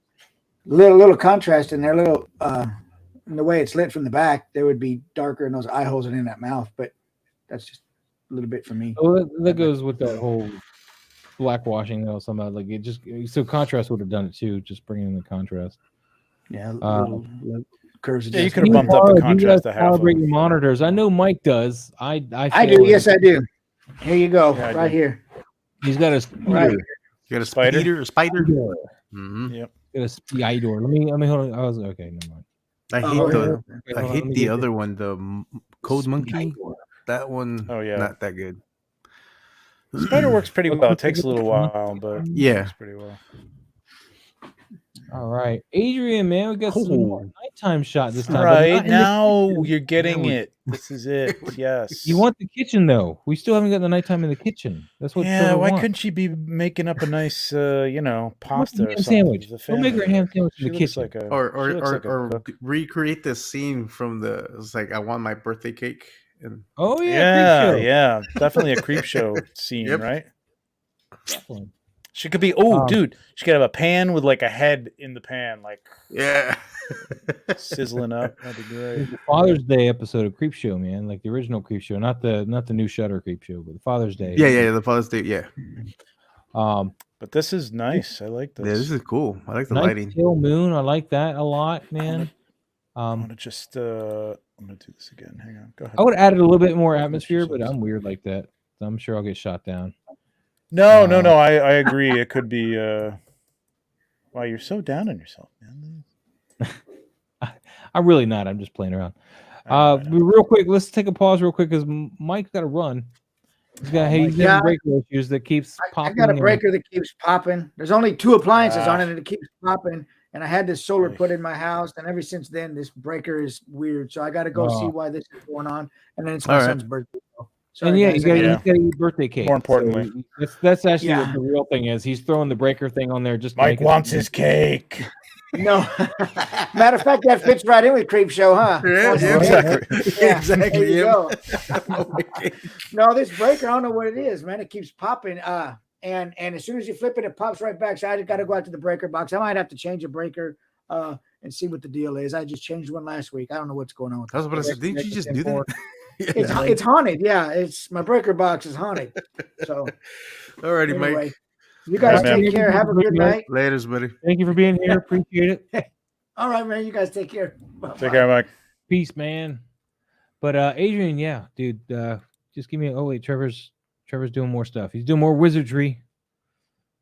All right, I would have brought this in. Just bring the eye line down to that third. I think I would have actually like had this, like creating kind of a frame. Because you don't need it rest in peace. We know what it says, right? Maybe yeah, you know what RI means. I mean, and then just really tighten here. Rhode Island. That's what it means. It's Ricky. Ricky. Here lies Ricky. Yeah, the moon over here would have been kind of cool to really balance a shot like that. You know what I mean? Like you have boom, boom, boom going across, but it's pretty cool. It's well lit for a night shot. Like he's got the right lights, the temperature, and the blue and the white. Yeah, you're gonna be in the Photoshop, man. I don't have the brush here. This is probably not going to work. I don't know what the hell this is, but I mean, you can go into here and like do. Oh, maybe I do. Maybe this is it. Hang on, let's see. Let's go down to like 24 and just do. Nope, that is not what I want. Let's select. Why is my eyedropper not working? All right, let's select like something in here, I guess. Whoops! What happened? Where's my brush? I was like, Did I just select the brush? Yeah, it's weird. Photoshop's been so buggy. This isn't my Photoshop. This is. Oh my god, what is going on? That was horrible. You're Make on a new the layer first. That way you can play with the opacity and stuff, right? Yeah, I'm not trying to do it on the fly. Yeah, that's true. I really should, but all right. Hang on a second. Why am I getting? Why am I getting a gray out of this? This has got to be some setting in the. No, you can also make it on mask and like really play with like the different areas of it. What is going on? Shape dynamics, scattering. We're trying to teach him right, Trevor. Should be on. Yeah, people just destroying their stuff. I just did what Trevor did, paint it all over it. Fuck. What is going on? What am I? Trevor's like thinking, I don't have to be here, guys. Yeah, exactly.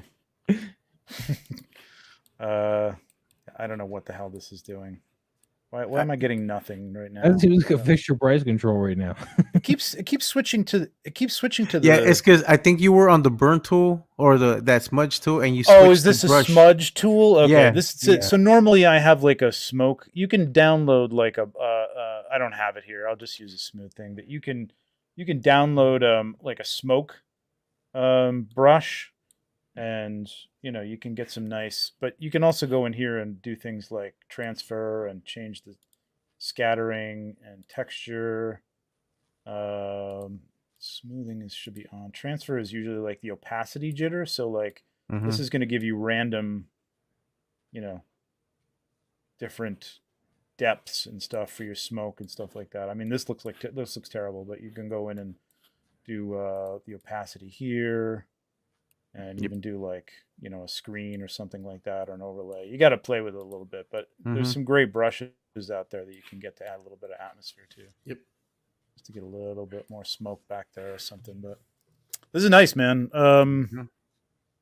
Yeah. I mean, I like what you did. You don't need to do this. I just was looking at the crop. It's kind of interesting, but what you got is cool. Great stuff, Adrian. Thanks for sharing. Really, you nailed the night lighting, though, man. That light is coming from where the moon is for the most part, and it's cool. Really nice. It's great stuff, Adrian. Do it in the kitchen now. Thank you, man. Yeah, we want the nighttime. Look at this. Go see. Very nice. We want nighttime in the kitchen, by the way, Adrian. All right, moving on. Six Steve. What we got here? Oh, a little close up. Wow. He's not in focus though. You got a little. I think it's a focal blur on that. You know, maybe. I don't think it's grain. Maybe he's got a blur on it. I don't know. I mean, it looks okay here. So maybe yeah, it's weird. Maybe it's just too like close up, and maybe it just got blown out because of the. Maybe, I don't know. maybe It's weird. This is a really nice shot though, 6 Steve. I'm really liking this, man. I'll let you guys talk. I have nothing really to say. It's a nice. It's Something the that comes Mezco one, right? It is the Mezco. Doctor Strange. It's not the Diamond Select one, that's for sure. No. Oh, no. Yeah, it's the Mezco. Yeah, he has Mezco tagged. And he's using BTS in there? No, it's just the close up. Just the close up. Okay, close-up. yeah, right. It's the crop. Gotcha. The lighting's awesome on it. I like it. Like the lighting is coming from the lower right. Yeah. I like how the book's lit up too, like along here. Mm-hmm. And awesome job in having that book open that way, because that book's a pain in the ass to have open with the pages open. Yeah. Again, I think I would have had this more lighting. And it looks like he looks like he superimposed this over that background, right? You could if you look at that if you look at that shoulder up there, right? See that one of the shoulders does look like a black edge on it. It's a little edgy. I don't know, maybe not. But either way, like the light is obviously coming through the stained glass window in the Sanctum Sanctorum. I would say like much more light from there and then bounce it to the front instead of having. I do like the light at the bottom. Like you could have a light coming out of the book, which is what I think he's trying to go for, but it's kind of like. He says, no, it's all in shot, man. Okay. Wow. All right. I stand corrected. There's that's just a little bit of what do you call it? The aberration, or like, why can't I say it? Yeah. You gotta be really careful with all this bounce lighting you're talking about, especially coming in from the front, because I really think that Strange's face here in this particular shot is lit perfectly. Like I wouldn't want to change the lighting on his face at all. That's just me though. No, I like the light coming from the bottom. I just like, I think on the yellow gloves and on the front of his body, it's a little, and the belt, it's a little too much for. I mean, there could be a source of light over there, but it looks like it would be coming from the book or something like that. Like the book would be lighting up, and you wouldn't get it. You wouldn't get it on the bottom of the cape down there underneath the book. Maybe that's not his intention. I don't know. Maybe but he's it's cool, got man. TV on, man. Maybe he's watching like. Maybe he's got the TV on. Maybe he's watching The Sopranos. Oh yeah, woke up this morning, man.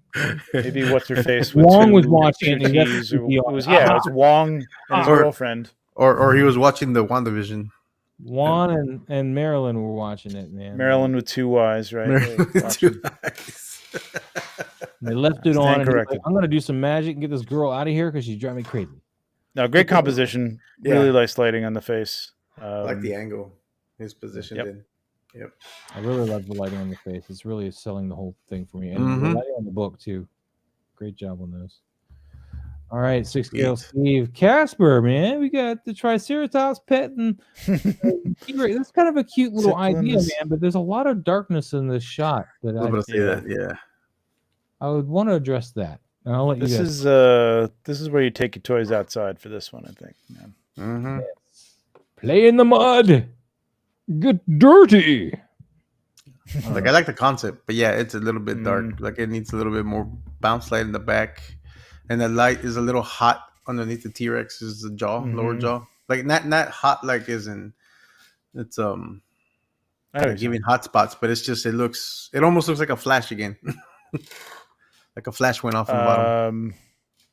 I had to choose between the Triceratops. Yeah, you probably could have salvaged this with a little bit of a bounce or a little bit of a rim light to the back and to the right. You know what I mean? Like the back of the Triceratops head is just completely in darkness. Yeah, he's falling into the shadow here. Just there's no definition against the background there. And the T-Rex is just really hot. And did you draw on the T-Rex with some magic marker? It looks like lipstick, right? Is that what's happening here? Am I getting this? Were they smooching in the back? I almost picked this figure up, man, instead of... Come here, my little darling.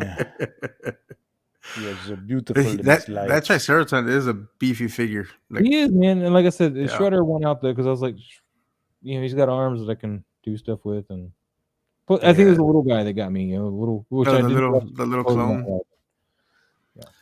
Casper, man, I love the fact that you're going for a real honest photo here and not like playing with a lot of extra stuff, which is great. I didn't even see a lot of filters on here, which I'm really happy about. I like you're trying to go all in and just a photograph, but we want to try to, as Trevor mentioned, bring in some more light with some bounce here, pull them out of that shadow. I love this concept. Yeah, concept is awesome. I'd love to see you revisit this. You don't even need to see the rest of this Triceratops figure necessarily. Like, you just the upper half of his body is enough, and coming in, and it's a funny concept. Like, I would love to see you light this better, or take it outside and golden hour and try and do something there, or by window, whatever. If you have these figures, also if you have the Hammond Collection Triceratops, it'd be great to have that in the background, like on all fours, like walking around back there. It doesn't have to be like anywhere close, just off in the distance. Like this is a special Triceratops up on his. If it's outdoor, yeah. That'd be kind of cool little thing to add if you have it. But yeah, good stuff, man. Good stuff, Casper. I'm sure we'll see more. So let's move on. Raising Elms Comics. I still don't know why he's tagging me for this. He's just tagging me. So we'll move on. I remember that comic. I have that comic book. Yeah, this is the OG Star Wars, man, number 50 or number 47. So yeah, good stuff, man. Good stuff. And is that Frank Miller here? It looks like Frank Miller. Frank Miller. I don't know what that's got to do with Frank Miller, because that's not Frank Miller's cover. That's I was about to say that too. I was like, yeah, why is Frank that's Miller? God, I used to Carmine Infantino. Oh, this is Frank Miller's artwork, isn't it? No, that's Carmine Infantino. That's definitely Carmine Infantino, because as a kid I hated him, and now I love his stuff. Like, I appreciate it more for what it was. I don't have a lot of Frank Miller's artwork in my PC except for a few Daredevil issues and the Wolverine limited series he did with Chris Carroll. However, I found an absolute gem for Eliza's PC. Recently picked up a newsstand copy of Star Wars issue 47. As far as I can tell, it's the only Star Wars cover art Frank Miller ever did. I don't think that's... He's got the book. He's probably read the insert to me. He did the cover. I got the book. I'm going to go. I swear to God, this was the Carmine Infantino time, and that is totally the way he drew those droids. Well, according to this guy, you think Frank Miller drew it. So, all right. Well, we'll find out, won't we? All right. I'm already on top of it. I'm already on top of it right now. Are you okay? All right. No, it's showing that it is Frank Miller's cover. Is it really?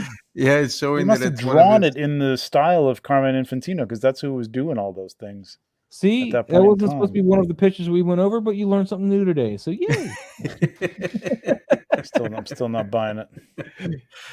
Dark Collection, man, another great shot here. I'm digging. I don't know what figure this is, but it's pretty cool.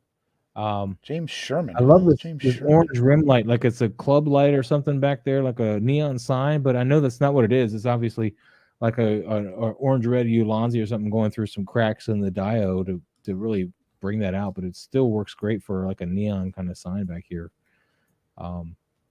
This side's a little darker than I'd want. I'd want to bring this out a little bit more. I'll let you guys go into it. This is another one where the crop from the left would do wonders for this. You want to cut this guy out all more? That ceiling, and you don't need half a guy's face. Crop it right down, just to the edge of that little bright corner. A little bit more than that, yeah, like right there, and this would be hot. Like, because then your character's face would be right on one of the top thirds of the image. And the angle would be great, and it'd be a really nice shot. It is a nice shot. Hell yeah, man. Too much. Just you don't need all that information. Nothing going on over there. Nothing to see here, kids. Nothing to see here. All right, we're gonna move on then. Casper.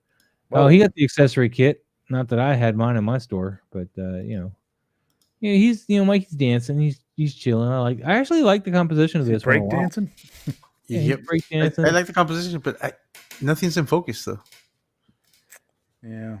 Is it nothing in focus, or is it just got a weird filter over everything? I can't tell. The background looks more in focus than the turtles do. Yeah. What is this set? Is this that Run DMC thing? I think it is that Run DMC set. I believe so. Yeah. So this would be It's a good great. use of it. Like you could get really tight and have the three of them behind him and doing the breakdancing, but he should be in focus, and there is no reason to show all the rest of this stuff. Like this is just basically like, I got a dio and I want to show it off. And I'm not busting your balls, man. People do it like all the time. I see it all the time. Like you get a new dio, it's like I want to show the whole thing, but no, the scene is down. By my down there with the little guys. Yeah, it needs to be that high. Down with the little guys.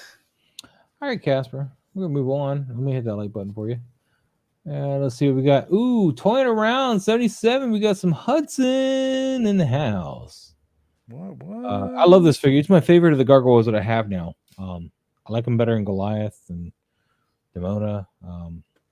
He's really, really nice looking. Actually, I got him on a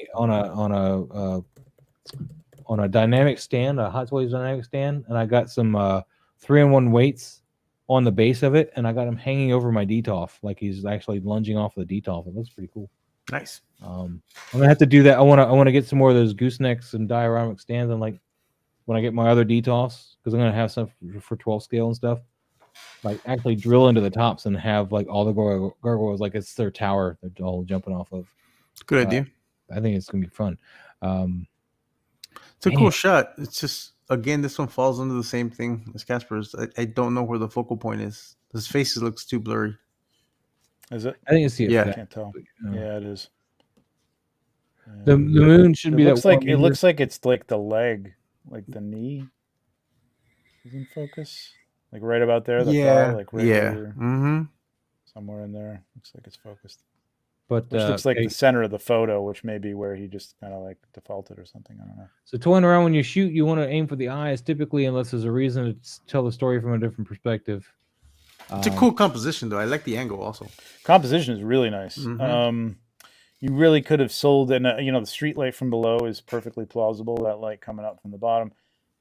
The moonlight, though, would have been really cool if you could have blown that out a little bit and had a light just off camera range, like reproducing that sort of bright yellowish light from the moon coming down, and really like you'd see that glow over the top of him. And then if you had a little atmosphere, you could like really get that, and cool this off a bit. Really I think it's a little warm.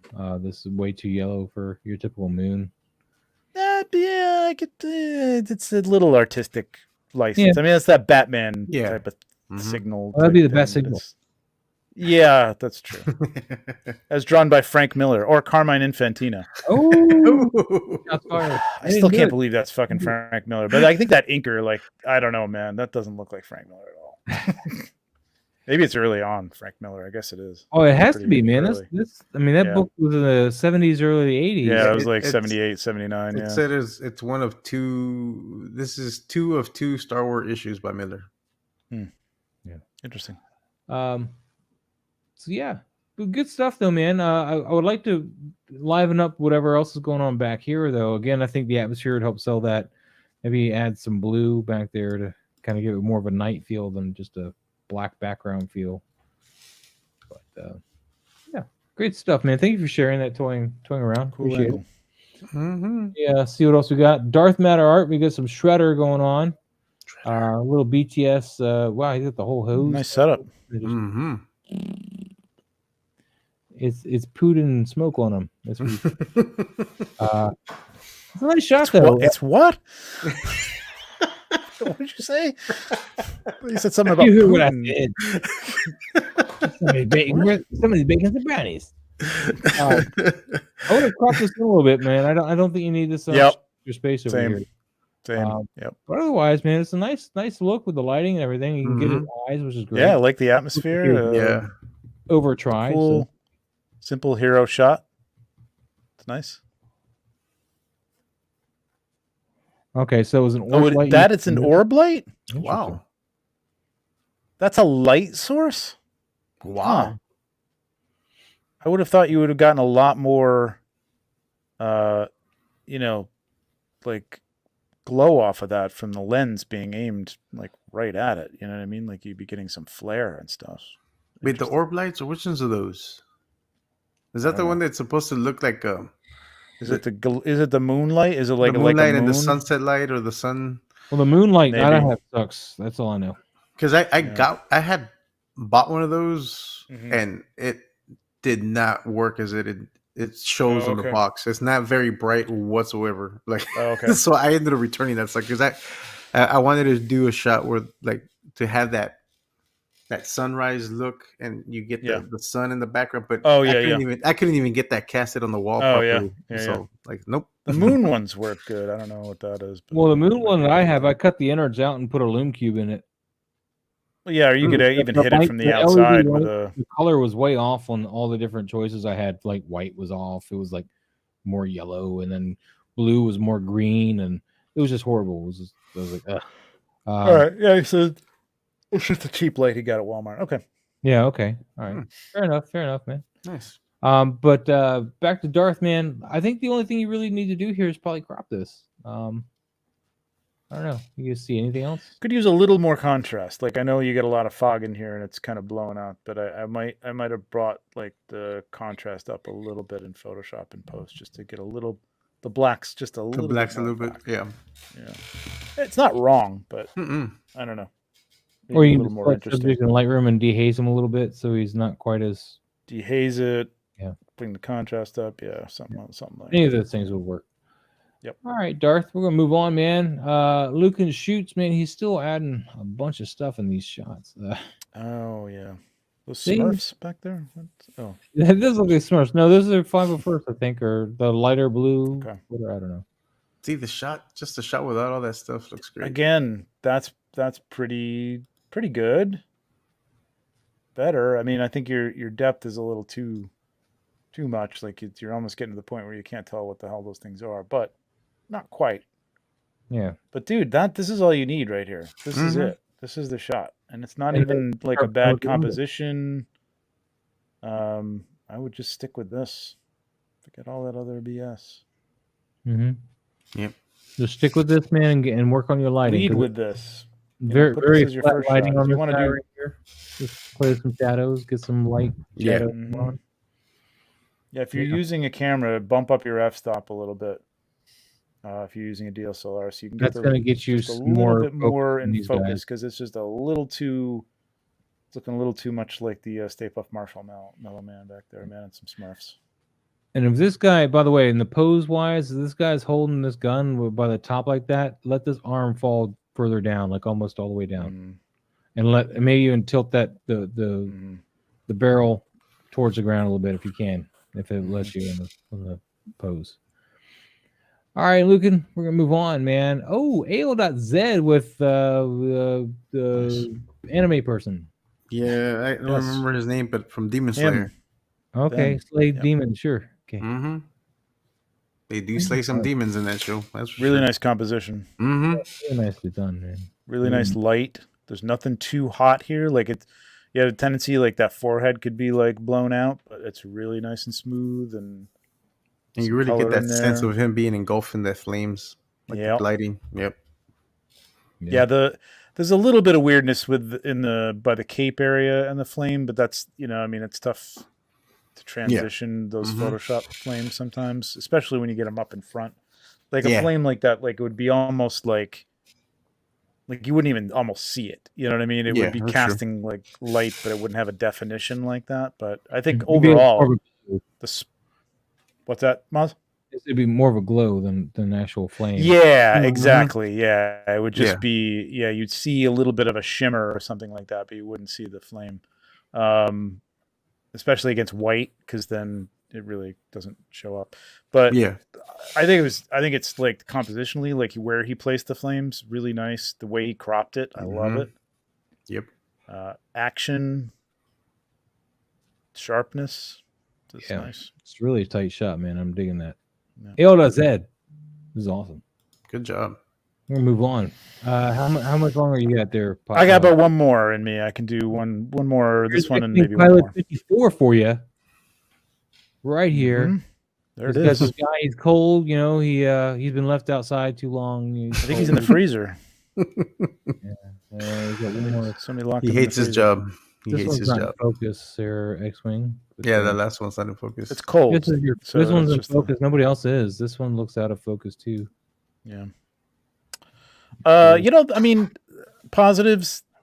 this looks like some natural light coming in from somewhere, which is some nice.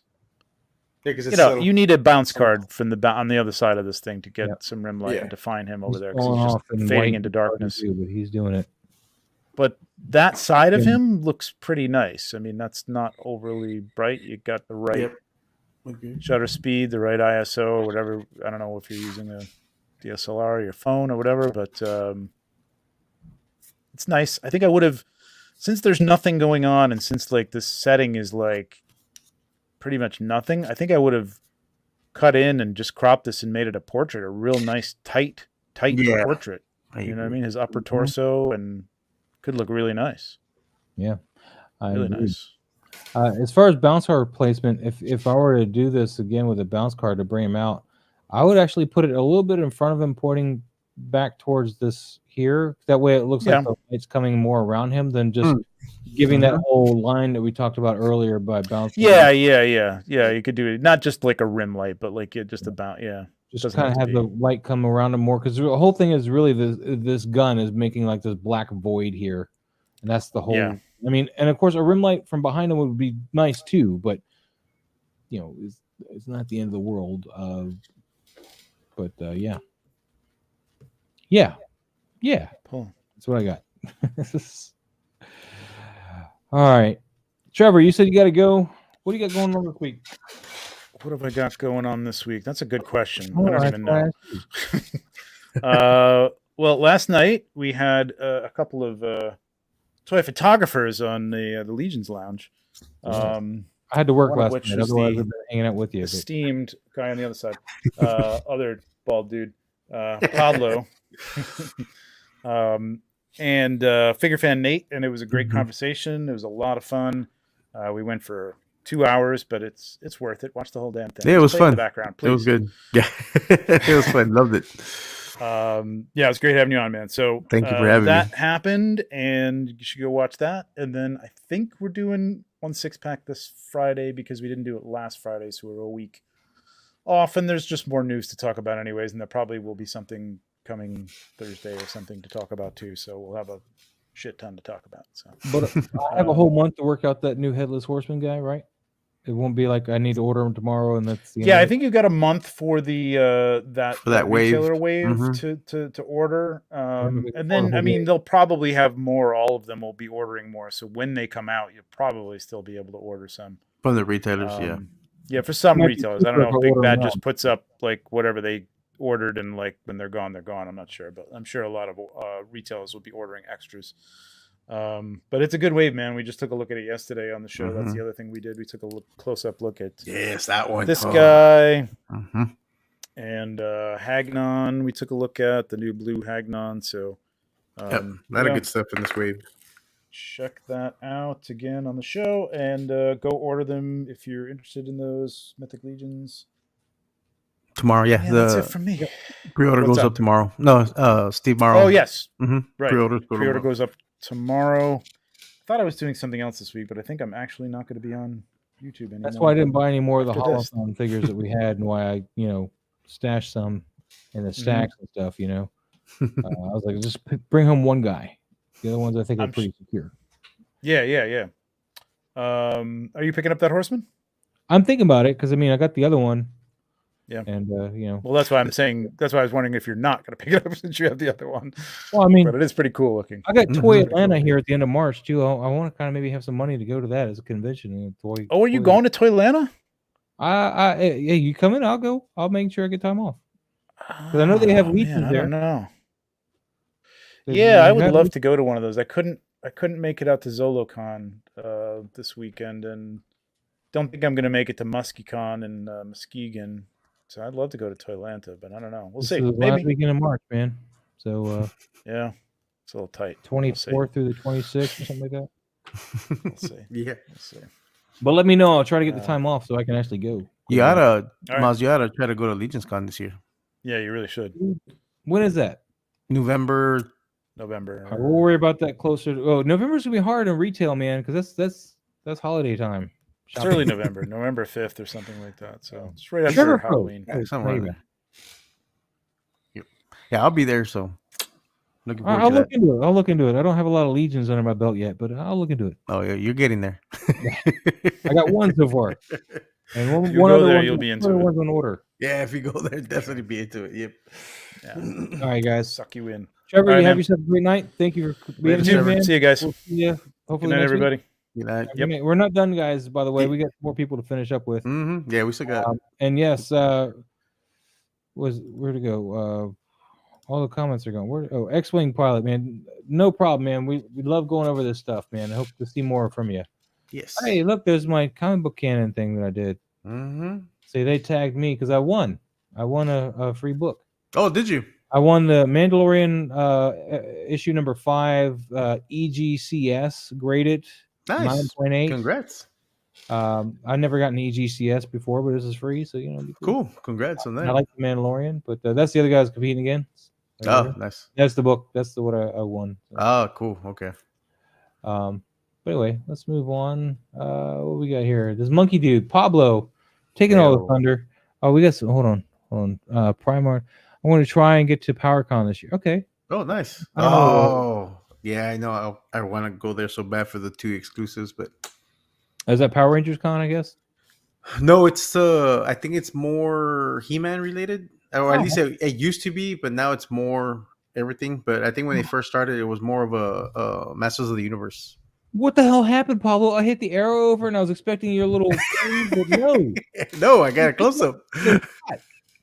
He like zoomed in. It's a habit to hit the button, and then as I hit it, I was like, "Oh, it's just gonna be my little logo, logo," and then no, it's because I'm having fun with that new lens. So sweet, yeah, it's nice, man. I like the crop shot too. It's really nice. Thank you. Actually, I kind of like the crop shot more. Yeah, because you really get the details, and the eyes just look and really. He's looking at me. You can see yep.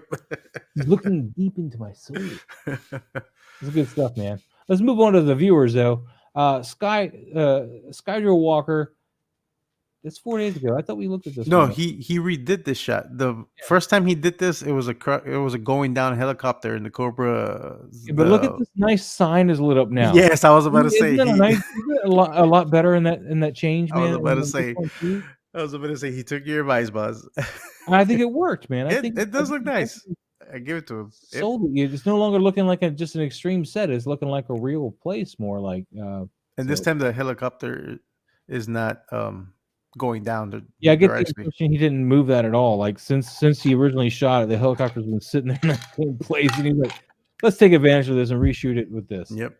Which is great, man. This is great. Skydrill Walker, I'm digging this, man. I really do, and I like the use for the rope here. Although he does look very nonchalant with his descent or ascent. I don't know which way he's going, but well, the thing is that he's already touching down. So he looks like he's just hanging out there, like he just like the helicopter doesn't have to go anywhere. I'm just gonna lean against this rope. But yeah, it's a cool shot. That's a cool different take on it. But yeah, I love it. Especially the changes you made there. Why is it giving me the same shot again? Don't do that. Okay, Lucan. All right, Lucan. I like the way he's looking with the lighting on him. Yes. All this extra stuff though is extra, and I don't want. Oh, look at see, you can do this, man. You can do it. Just stop this for now. Just work more on this, man, because you brought out the shadows and stuff that I'd want you to do when you came and did it here. But let's try to shoot it. Then you have all that stuff. Anything to add, Pablo? Just. No? All right. I mean, I do like the lighting on it, but I mean, it does look a little hot in some spots. So I think he needed a. It's still too early in the day, or too midday light here, man. We had some kind of diffuser to put over it, so that evening or morning times, like afternoon, evening, like later, like 4 o'clock in the afternoon and onward, and then morning time up until like 9:30, 10 o'clock maybe. Anytime in between those hours is probably too hot to shoot as far as the light goes. So keep that in mind. Ooh, there's Dave again. Look at that, man. Dang. I love his command of light and like atmosphere. It's just so great. Let me see what he's got. Look at that. Now, is that the ambiguous set? Oh, no, that's something else. I'm not sure what that is. But it looks great though. Yeah, special effects app is a menace. That's right. Man. Yes, it is, man. People get carried away with it. He's shooting this at f11 at 1 inch. No, I'm just kidding. I know it's not 1 inch. It's 1 second. Wow. That's a cool shot, man. He loves using this bucket with the fiery smoky effect thing there. He loves using that because of the diffused light. This is a really nice effect here for this laser thing. Heck yeah. There. It looks really nice. And of course, the same kind of glow here. It looks great. Yep, in the visor. Yep. But, I love how that xenomorph in the back is creeping out of the shadows right there, out of the smoke. Yeah. Done really well, man. Done really well. Again, though, he only just tagged me to say, "Hey, what's up?" He didn't tag the hashtag, so we'll move on. Oh, Casper. I think again, Instagram screwed up his crop. You think so? Yeah, because look at his signature is cropped out too. Well, but he's not on a carousel, so I don't know. True. This is actually not bad. Like your effects that you're using with your process. It actually helps this guy match with his backdrop a little bit. That animated backdrop, so he kind of meshes right into there pretty well. I do think you have a lack of light right here. Is kind of just it's a little too dark there. Yeah, way dark in this mid second. I don't even know how you did this. You had your top down light from here, and I guess his chest, such broad chest, you just block the rest of the light from hitting until his knees. That's true. I'm curious how his that happened. Arm, of course, helped block some of this other light, but damn, I get his head's blocking all that light, but this is where you want to bring that bounce back, man. Bring some of that light back into there. Agreed. And you'd be good, man. You'd be good. A new photo toy, man. It's a nice, clean shot. I like this. Really nice. You can get the tension here. They're looking for him. He's like trying to watch what's going on, but yet be ready for anything. Although, I get that sense, but I think his head needed to be a little lower.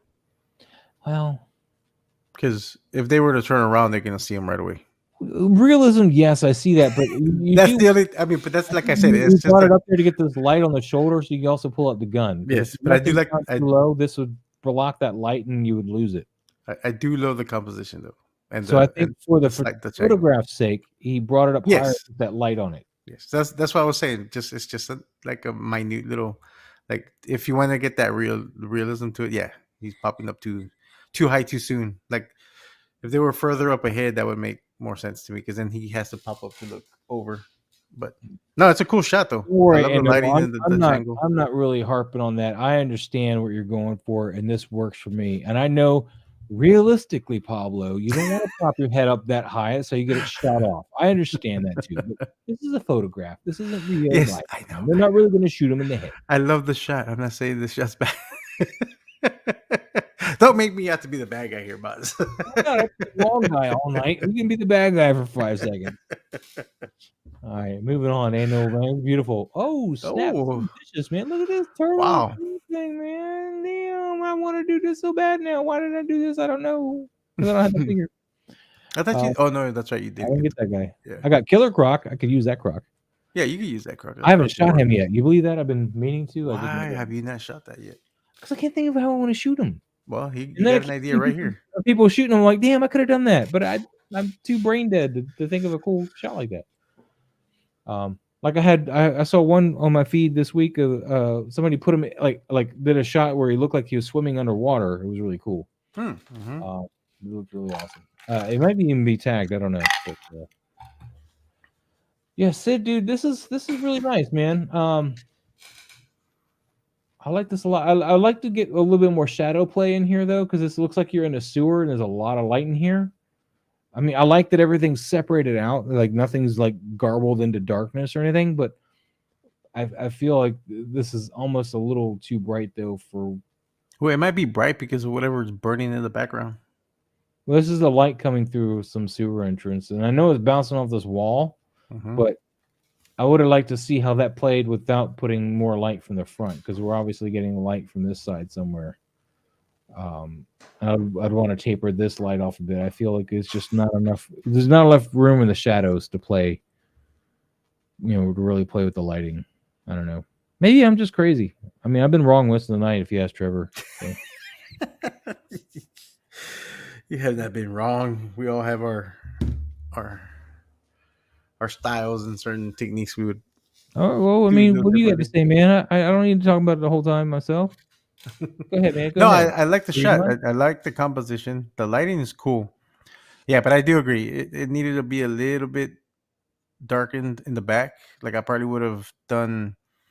Like I don't know what you use to process your shots, but in Photoshop, you could do it in Lightroom or Bridge because I use Bridge, and there's an option where you can mask out the sky, and then you could adjust the exposure to the background, or the background, I should say, and you could adjust the exposure to the background, and it would have darkened it a little bit, and then, yeah, and that's all you probably would have needed to Well, I don't do necessarily to want the to shot. darken it. I just want to get more shadows into the. Well, that's what I'm figure. saying. You would need to put some darker tones though. Like you would need Like to he's knock good. that. He's got some good shadows on here, you know, Mhm. on his backside. But I feel like the croc is like very evenly lit across almost most of the front. True. Yeah. So Yeah. that's what I'm aiming for. So play around with some, bounces and, let some of this light, like this light here. Yeah, obviously you can see it reflecting on this wall. Let that be the bounce on here, and let's see what the fall off looks like without anything coming on this side, and then ease into some more bouncing or whatever. Don't use an actual light source, but let's ease into some more light. Just slowly see what works. Play with it. You may have done it though. Maybe this is Yeah. what you see. Who knows? Clone War Man, 501st, dude. I'm getting. I Ooh, look want at to know this. where you got that tank from. This is beautiful. I I want want that to know tank. too, man. This is much better than my GI Joe tank. I want that tank for It's my still a little metal small though. slugs. Man, I mean, these are 112 figures, and the tank's a little small for him. yeah, I mean, if but you look at the crop that he's using it here, it works. it's Yeah, still a little small, but yeah, it no, kind of but works. it looks pretty good. Man, that's a dope ass tank though. I don't even recognize that tank. Yeah, it looks nice. I love your choice of Mm-hmm. what do you call it? Color correction on this, man. It's Yep. really nice and It really grungy. gives it that wartime grittiness. Yeah. Like documentary Saving Private photographs. Ryan kind of, Like stuff. it looks like a shot that how there's always those photographers that go out into battlefields and they're snapping shots to document stuff. That's what it looks like, and it's such a great shot. It's beautiful, man. I love it. And I like the weathering on the trooper too. Yep. I don't know if that comes standard or if you put that in there, but yeah. It's But awesome. I can, especially after seeing the tank, like, I mean, I didn't notice it at first glance here, but after seeing the actual tank and scale to these guys, I'm like, wow, he's huge to that tank. Yeah, he is pretty big on that tank. You don't really notice it here until you've Yeah. seen it, though. Here. Right. So, thanks for destroying that illusion for me. I can no longer enjoy it. Damn it. But thank you for sharing it. Appreciate it, man. It was awesome. Dude, articulated plastic, man. We got Obi-Wan in the doorway. He's like, I'm not going to stand idle any longer. We are going to go into The Mandalorian because I know my show sucked. Well, he's getting I'm the second joining season. the cast of Let's hope Mandalorian. it. Let's hope Even I it. got the oversaturated blue lightsabers. Wow, look at that. Wow. Wow. 1/6 of Sixth a of a second. second. At 4.5 f-stop there. ISO ISO 100. So kind of slow. I mean, I've shot that slow before. Yeah. I've shot especially with the tripod, you could definitely do it. So yeah, and he's got a little bit of aerosol, I think, in here. So that's pretty nice. looks good, man. Damn. Yeah. I like the amount of light coming out of that doorway is coming from the lightsaber, and it's just enough light that's making that doorway illuminate because the rest of the room is dark. I would have brought down the saturation a little bit more though, because I don't like that new Boba Fett or Book of Boba Fett, or actually Obi-Wan Kenobi show, like oversaturated blue lightsaber. I like that whiter blue. Oh, okay. I see what you mean. But other than that, yeah, it's great. I don't know if I want to have this on my shot though, because I'm getting the impression that you're like actually like there's something wrong with your camera and you're seeing like the side of the lens here. I'm sure you're shooting through a doorway here or something, but that's what I keep thinking like this. Your lens glass is misaligned and we're seeing like the side of the lens. I don't know where Pablo's looking. No, I'm looking at the I didn't know if he froze or what. I was like, he's looking way over there, man. His neck's good. Yeah, it's he has more behind the scenes, and it's like a cardboard cutout that he cut out.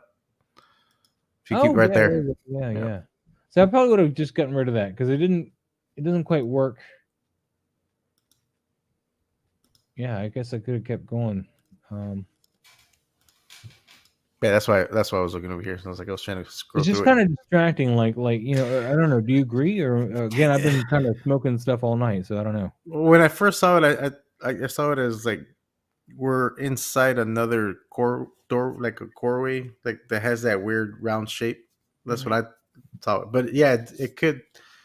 You could look at it like it's like if you have the lens hood put on there wrong. Yeah, You'll get that weird look on the side of the lens, or if you're shooting with a crop censored lens on a full camera lens, you'll get that weird look also because you need to make sure that you adjust for the correct lens on your camera before you even attach any lens on there. Yeah. So that's just pulling me out of it a bit. I mean, like the other reason I didn't see it that way because you would have seen it all around the photo. Yeah. Like if it had been all the way around the photo, then that would have been. But it's only on that one side, so it looks like they're inside like some kind of hallway building that's just has that weird round shape. If you're going for this, you want it on both sides to kind of bring in the crop from both sides, like you're looking down a long hallway, him staying in a doorway or something, but only seeing one side is just kind of. But the thing is that it could be like some kind of large hangar. That's the thing. And he's looking out of the large hangar, so it's only getting because he's only focusing on this side of the doorway. So for me, it works. I don't know. It just irks me. I can't help it. I'm broken. But yeah, I think you did a great job, though. This irks me. I don't know if it's necessary. I think I'd rather have like a doorway on both sides of the frame, so I know I'm looking down or through another doorway. Mm-hmm. That's what you mean. But even then, I don't think you even need to have this here. Maybe you can just pull it out. I know you're trying to go for like a foreground element to kind of add to it, but you could have had just another barrel or something more to the foreground. Yeah, that's true. Like he didn't really need it. Yeah, like it didn't add anything more to it. So yeah. But now, if then the barrel on this side of that door, and then had this frame here, so this barrel is kind of cropping over this edge here, it would make it look more like a door, and I'd be okay with that because then I wouldn't have this. Is this a broken lens thing? Because this obviously this barrel, whatever, wouldn't be inside the lens, right? So true. No, that's true. That could be another way to do it. You know, just bring that on this side of that door. So even if it's really bokeh the hell out, it just breaks this curve. It breaks that shape. That is all you really want to do, in my opinion. But I could be on some crazy something. Who knows? Articulated plastic, though. Thanks so much for sharing that. Yeah, it's a good shot, though. Yimbo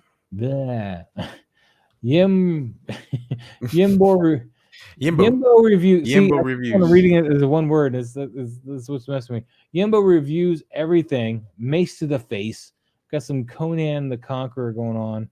Hitting this guy in the face with the mace. With the mace. Face. Let's tab over. Got some smoke in here. Some added smoke. Tab over again. Got some less smoke on the top. Yeah, hot smoke, but still good smoke down here. Now it's way too in focus. I'm seeing cotton. It's no longer smoke.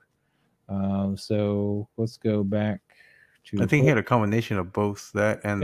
Yeah, he's got a combination of both, but I think this is probably the best rendition. Yeah. Why it's first. It's a good composition. I like it. I like how it. Castle Grayskull here in the back. Mm-hmm. But I do like the leading line from Conan's mace to the face of the Furious Four. I would have dropped the exposure a little bit on this Castle Grayskull, though. I think I know you want to make it evident enough that people recognize it, like the people that know or whatever recognize it, but you also want to, I think, pull it back a little bit because I think that maybe just desaturate that green a little bit. Maybe that would do what I wanted to do. You just kind of pull it a little bit out because it is kind of distracting. Like, true. Yeah, Conan's your focus, I feel, and this is going on, but my eye keeps on wanting to go over here and see what this green is. Like, what is all this green over here? This is very interesting over here. Even though this is obviously your where your attention should be, and this whole bit here, but this color just keeps pulling me up there, going, look at me. Yeah, I see what Is you that mean. happening to you, or is that just me? No, yeah, I see what you mean. I do see it. Yeah. So, and I didn't even see this guy because I was too busy looking at the green. See this guy over here? I didn't even see him. I had no No, idea. I saw. You saw I him? saw him. Mm-hmm. Wow. You saw the eggplant before you saw the green? I Okay. did. Um, No, I yeah. mean I saw the green right away, but I did see that other orc, the purpler orc. But Yimbo, man, this is some great stuff. Now Mm-hmm. you gotta be careful when you're doing this. The foreground element, you know, this cotton. I probably would have. I don't know, and maybe it's part of the articulated comic book art. Maybe you're with that group there, and you don't like to do a lot of special effects or anything. But I may would have taken like a smudge or something and kind of made that a bit blurrier or something. Just kind of smudge the cottony lines out of it some more. What do you think, Pablo? Yeah. Well, it might have made it too solid though. Like Yeah, I think it would have been too solid. Yeah. you know. But it's a good use though, man. I mean, but I do like it. I do prefer it mixed with the actual fog. That really helped, Yeah. you know. Which you did really well here, but I think this is a little too heavy. And then if you do here, it's not that bad, but it's still like it's really, really opaque down here because it's going through that cottony stuff Yeah. too, which is not helping. But you obviously have like a real fog effect you're playing with, and the cotton might not just be necessary. I don't know if that's a real fog or if that's a paintbrush effect that you've done the fog with here. So it looks like it's a real fog. So Looks good though. I like it. I do like it. Yeah, but that fog's a little distracting with the wispies of the cotton. Mm-hmm. All right, let's move on. God, I messed up his name. Yimbo. Thank you. Lucan, man. Lucan. Come on, man. Look at this. Beautiful, elegant. Yeah, this shot is gorgeous. Without all really that. well lit, actually, too. I like this a lot. Yep. Please stop doing this. I guess if you're doing this on your own, like for your own edification, it just happens to be in the post. I guess I can forgive you for it, but I'm gonna keep just going straight to this, just so you know, Lugan, because this is what I'm here for. Yeah. I like your light here. It's really nice on this. It's really it's a nice bounce back on these guys somehow. They're not completely dark from the sunlight back there. I think you waited later in the day and got this shot too, because you get a little bit longer shadows. Not too bad. It's gorgeous. It's a good shot. Really nice, man. Really nice, Lugan. Not a lot to say on this one, man. The rest that you could really do to play with this is going to be some. You may want to crop it down a little bit. It doesn't need to be quite this tall. You got a lot of extra headroom. Well, the thing is, yeah, maybe because if you were to crop it from either side, he's going to lose portion of the tank, more of the tank too close to that trooper, and then if he crops from the other side, he's going to lose. Yeah. So, but it is a lot of. So maybe he needs to just come in with the shot. Yeah. You get this extra dead space way up here. You I don't think need honestly, what I don't like about it is the feet and the bottom of the tank are up against the edge of the photo. If he would have just dropped his view down a little bit, like shot it from a lower angle, but put the view down a bit, get some of that whatever they're on, that would have cut a lot of that unnecessary top. Yeah, he would have balanced it out, and it would have been it would have been a great. Yeah, good stuff, Lucan. Thanks for sharing this one, man. Amrak spot, dude. This is awesome. This. I don't know. Is it? It is a Spiro's AWOC, but the 1/18 scale. Man, I love the pose on it. I like the colors of this one. Yeah, the color of the green with the gray. Too. I don't know. I like this red, but I like the blues as well. I like both shots. Actually, I think there's 3 shots total. I think the third one's also nice too. Yeah, that one. See, I like that one because the combination of the blue and red. And the but it's not quite in focus. I don't think he looks a little blurry. Is he a little blurry? He doesn't look. He doesn't look as blurry here in the face. Yeah, the nose is what's in focus. But then you come in here and it looks a little hazier or blurrier. I'm not entirely certain. But I like how well it tight shot. We're cutting this blade thing off of his hand anyway. Yeah, I like how bright he looks in this shot. Like he's well lit. He's very vibrant here. You mean? Yeah. That's why I'm liking that too. You dehazed him some and made him a bit more vibrant. I'm digging that. It's awesome. Nice lighting on him on this shot here, but shot. I'd like to have gotten the similar lighting and gotten this shot out of it, because this one didn't get dehazed here or something. He's just got a lot of something making him look a little fuzzier in the face. Not as sharp. Yeah. This has gotten this sharper. That sharper works better for him. That's where I'm going with that.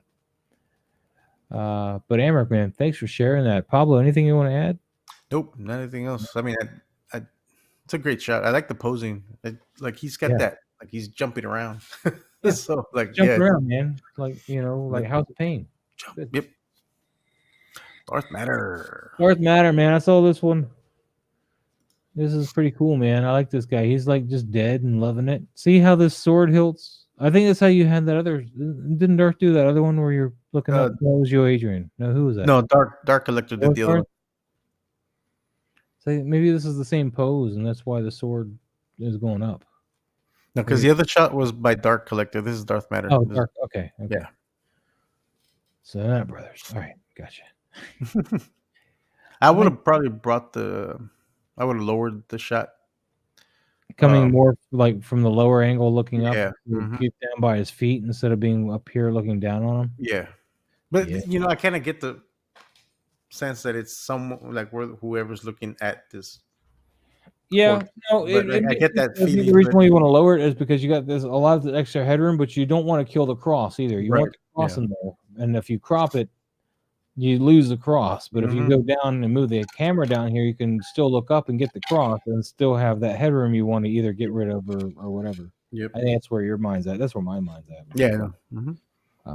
So, but the lighting on here is great. Yeah, the lighting's awesome. Really loving the light on the skull here, because it's well lit, but it's got enough darkness to it to give that mood. Yeah, really well done on that, Dark. Thanks so much for sharing that one, man. Pablo, get the paper towel made trees there. I can see the texture. This is why I don't use paper towels. You can see that texture. Well, that's why I come out and use it on some of my other trees. Yeah, you use toilet paper. I did use toilet paper also, and I didn't like it. What I used on my last tree I made that I prefer is tissue paper. That I didn't get the paint to go on right. It looked like crap for me when I tried tissue paper. It was way too, like the paint was just kind of coming off of it, like just not coming off of it, like it just wasn't sticking. It just didn't have any of that. Even though it had some bends and folds in the texture, it looked too smooth. It was really weird. Interesting. See, I'm gonna click the button again, but I knew that. This one didn't have a third shot. Or a second shot. Pablo this one does. Again. Oh, look at it. He's shooting the golden gun. James Bond's gonna get him. Goldfinger. Ooh. Yeah, I got these pose ideas. Spartan pose where he's got the spear. I got the ideas from the movie Troy, where Brad Pitt is fighting. Okay. Where Achilles, Brad Pitt's character fighting. Character. Yeah, you need to twist that bicep though. Is that bicep twist? Yeah, it does. I don't know why they didn't twist it. Flat bicep there. I would have twisted that towards the camera. Towards the camera. Not as fat. No, I agree. Otherwise, the poses and everything is great, man. And there's Pablo. Okay. Yep. Oh my God, Pablo. You turned into Casper over the week. I don't know how. Yeah, well, it's because I man. As soon as I got these figures, I had to shoot them. But this is my favorite one of all the ones that I've done so far. Very clean light here, just very boom. Great stuff. All right, what else we got here? Obi-Wan toys through lenses. He's over there playing with the droid, Leia's droid. I forgot the name of the droid. Yeah, Lola. Yeah, Lola. Something like that. Just playing with Lola, just enjoying life, sitting on this log. I don't feel like he's in focus though, is he? Obi-Wan's not in focus. And I think your focus is down here on this thing, and it doesn't even look like Lola's. She's a little in focus, more in focus than Obi-Wan's face. Is she? I can't tell. I can't zoom in. Just a little bit more, but I don't know where the strongest focal point is at. It looks more on the. I thought it was the wrinkle. That's where it looks like it's more in focus. Yeah, so we're right down here. I think we focus on here. Yeah. And we just got that. So again, I'm going to mention this, guys. Unless for some reason your story is dictating that you focus somewhere else, aim for the eye. Get the closest eye to the camera and aim for it. So that will help sell these looks entirely, a lot better. So it's a cool shot. I don't think you needed this much of a Dutch angle. I think just a. Yeah, it looks like he's about to fall backwards too with that angle. Yeah, I don't know if that's just the way he's sitting or if that's the camera angle, but either way, I would have adjusted for that too. Yeah, just a little bit. I mean, the Dutch angle can work, but I think it's too much. I think you needed to make it a little subtle. I think it doesn't really work here unless you're trying to make him look like he's sitting on a hill. And if he's doing that, you need to lean him forward. That way you can still have that Dutch angle. So, Toys Through Lenses, thank you for sharing that. Oh, look, they tagged me for that thing again. All right, cool. Annual. You always say it. I'm trying not to, man. It's not like I'm being mean. I know, but it always comes out. Like nice, smooth Cyclops, though, man. This is a nice looking Cyclops here. Yeah, that's from the Love Triangle 3-pack. It's a good. My Marvel Legends Cyclops sucks, man. I got the one with the Build-A-Figure for Doug Juggernaut or whatever. Oh yeah, that's right. And he's got those little pirate boot ringlet things, and they're not attached to the boot, so they like fall down his freaking leg. What's up with that? Why? Why would you do that? This is a good Cyclops. I like this one. This one came with that Love Triangle 3-pack. Yeah, and the lighting on this shot's great, man. I love this, man. And I like the subtle glow on the visor. Yeah, it's not overdone to like say he's like really going crazy with this Photoshop and stuff, but it's done just right. I like it. I like this a lot. I don't think there's really much I can say to fix on this one. Nope. Yeah, the lighting is great on the background. He's well lit. He's got enough rim light to separate them. Yeah. Scott's looking pretty here, man. Great job. Hey, Newell. I got it right that time. And then Emerald Knight photos. We got Batman looking. This is McFarlane Batman. He's looking all, I hate everything because the store is closed. This is a great shot. I see you got a lot of the overhead kind of light, but you don't want to, of course, ruin it. So it's kind of letting some shadow come through here. I would have put a bounce over here a little bit and get a little bit more light on his chest, especially over in this side, just to bring this light around a little bit to show some of those ribs and let this fall into black. Yeah, I would have cropped it just a little bit to get rid of that weird purple line on top. That's a lens there, something over something. No, I think it's the edge of whatever that is in the background and the light hitting it. Okay, yeah. And so I would have cropped that out just a little bit, just to keep the haze that's coming off of it, but not that sharp purple line. Let's crop that, man. Let's crop that just a little bit, jiggle it just a little bit. But overall, it's a cool shot. The composition is great. Yeah, and I like the pose. I like the pose of him. Yeah, I just want to also, get a little bit of more detail shown through here. I want to go give him a hug. Yeah. Like, he looks so sad that the store's closed. Just go give him a hug. It's okay, Bruce. Man, we got some. Man, these are kind of cool. Mythic Legions figures. Oh, this is cool, man. I like that, and I like the mood you got back here with a little bit of the fog. This moon looks great. This is really a nice color for the moon. Yeah, nice pale blue. I like that. You ever dance with the devil by the pale moonlight? Yep, there you go. That's there he is. He's dancing with the snake devil. Yep. Great. I love it. This is great, man. I don't know what else to say about it, man. Crop wise, I like it. The lighting, I'm digging it. You even catch light on the eyes, which is great. And you got enough of that orange. His head a little bit more towards the artist, though. I know maybe he's trying to look up for the dance that he's doing, but it's not quite working, I don't think. And he's got enough spill light from the campfire on both figures, which works. Yeah. I think that sells it because it separates them from that cool blue night light from the moon. Awesome.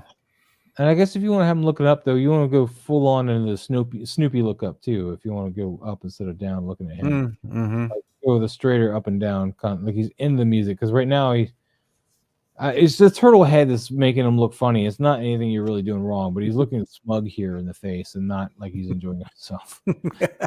It's just the smirk on the turtle's face. There's nothing to do. Try to repose that. Thank you for sharing. Collector's Yes. Orbit. Look at the Ooh, crow, look at the man. Oh my crow. God, he's just killing it. But again, he only tagged me because he's like, hey, man, I miss you. So, guys, enjoy the crow. A little BTS. Look at that. This extreme set? Or no, he made that. That's right. Oh, nice. Very nice. Very nice. Oh, that's a cool shot. Yeah. Dude, we've gone full circle, right? No, this is a different shot. This is from a different angle or like a different repositioning. This is good stuff, man. Yeah, this one looks really good, Dark. Yeah, Dark's collection is nailing it. He's only got him versus the one figure. Mm-hmm. The only thing that pulled me out of it is the jewelry clamps. I look for him and I'm like, dude, what he's using? What's he using? What I did for mine, guys, in case you care, is I just took a little piece of some wire that I have. And just you made that as the last loop to hook onto that. Toys Through Lenses. Thanks for the feedback on the Obi-Wan and Lolo shot. I honestly forgot to adjust the focus back. Yeah, it happens. It happens. Yeah, it happens to us. Yeah, you're right. The angle was not the best. Lesson learned. Yeah, dude, it was a nice concept. Yeah, it wasn't quite executed properly. If you can't reshoot it, yeah, you can. If you can't reshoot it, yeah, it's a cool concept. Just wait for that particular time of day again. But yeah, yeah, good stuff. Toy Through Lenses. Thank you. See this guy here just showing off that he's got the Conan I don't have. That's all he's doing here. I would have removed the other figure though more. I don't like that you see his shoulder. Oh yeah. I didn't even notice that, man. Good call. Like I would have just completely removed them. I've been trying to get my Conan in the pose for a nice looking shield bash, but I can't quite make it work. It's really annoying me. I want him to do a shield bash because every time I see a character with a good shield, I want him to just bash him. Bash him. But just finding that right pose with the momentum, where where to stop the swing and where to get the character like actually falling and that kind of stuff. Where do you want to stop? It's just rough for me. Yeah. Darksman, thank you for sharing that. AO.Z, we're back to this here. This Roku or Rogu or Rathgu, whatever his name is. Ringoku. Ringoku. Rajijibu. It's a cool shot. Again, this fire is working a lot better. Yes, it is. I know we liked the fire in the last shot, but except for what was on the white. But this is looking. Yeah, because he doesn't have that fire in the foreground like he did in the last shot. Yeah, he's not trying to put it in the foreground at all. Yeah, but this is really awesome, dude. I love the lighting on it. It's nice, subtle, even lighting. Mm-hmm. And you get this fire. He didn't kill it with the red and the orange on the figure. Just that white light still enough to get the skin tone. Mm-hmm. So yeah, it's awesome. Cool shot. A really nice, clean shot. AL does that. Thank you for sharing, man. We're gonna move on to, and now we are full circle. Yes, dude. I feel like I just gave birth. This is a long night. I love you guys. I really do. But dang, it was a long night. That means we're getting more people. No. I agree. But no. Although I did go a little crazy with my shots last week because I just got excited with those AWOC figures. So it's all good. We knew how to pass right through those. I want to talk about mine though for a minute since we're done. Yeah, go ahead. So yeah, this is a Joy Toy Ultramarines Intercessors I got here. I bought these on Amazon because I had a gift card to Amazon. I bought 4 of them. But in the shot, I can only really fit 3 for this like triangular kind of pose. The 4th one's just back there. I in the story, he's guarding the back, but actually in the picture, he's still facing front. So whatever, it doesn't matter. And then of course my little thing there. But I got a reel that I just uploaded before the show. That's got the BTS here. Sweet. Oh, you went all fancy on it. Pretty cool, right? Oh yeah. And there's the pose, like he just got dropped out, but you just see a gun, so he could be watching the back. We don't know. This here is 2 pieces of my old alien diorama that got broken, and I just stacked one on top of the other. Like these were 2 different sides. Oh, nice. My Wayland Yutani sticker, and I just pinned that on there because obviously I'm not going to waste a sticker on my diorama, right? I'm going to use that repeatedly, just pin it on things, and it works great as a logo. I put a little bit of blue here to bounce because it was getting too hot from that light coming down. It was just bouncing too much white. So I love how the red, you can see it really well here with this transition effect. The red drawing that nice outline there. So it's more of an orange. And I like how it gave it like a tone to this, like a rusty kind of tone. Yeah. Like it's more than just black and gray now, right? So Mhm. it just happened like that though. But yeah, I got an overhead. This is a white overhead, and I'm flagging that off so it doesn't hit so much of the background, and it's hitting this and bouncing up kind of that way. I got an orange light over here shining over there, and then the blue bouncing off of here, back over to here. And that's all the light. And I got a bounce card on, in front of my camera, like with that ring around the lens thing. So it just Nice. the light coming towards the camera is going to bounce back. But yeah, no big BTS stuff here, man. Just boom. But Very nice. Very nice. yeah. I'm actually finally starting to like get some real colors into my shots. I mean, if we go back, dude, we go back to like hell, just a little while ago, man. Like everything is just really kind of dark, man. But you're making it work, though, boss. You're making it work. Like this. I mean, this is a great shot and all, but it's very dark. It's, you need some more bounce. But when you come back out, here, it's still dark, but it's bright dark. Like, I was going for that overhead light look, when I shot this. So, but I knew I needed to accentuate, get that blue cast to give it that dark look, and then cut that white down here, and then we want to throw some complementary colors in there and really kind of spice up the picture and kind of give it that separation. So we threw the orange light. I don't need a story for it. It's just orange on this side. And then I added a little Photoshoppy flare here on both muzzles. It's both the same flare. I just took it and duplicated it, moved one to one side, one to the other, and kind of tilted it. It's one that I use for Wolverine, I think. Cool. So yeah, that's all I got. Guys, man. Dude, it's been a hell of a time. It's always us, the last people standing. Always, man. Always. Always us, man. It's always us. Me and you, man. Yep. Me and you. We got it, man. We can hold it down. All right, guys. That's all for tonight's show. We'll be back next week. Same bat time. Same bat channel. And with that, I'm going to hit this button and end the show. You guys have a great night. Later. Good night, guys. Hit that like button. Subscribe. Do all those fancy, happy things.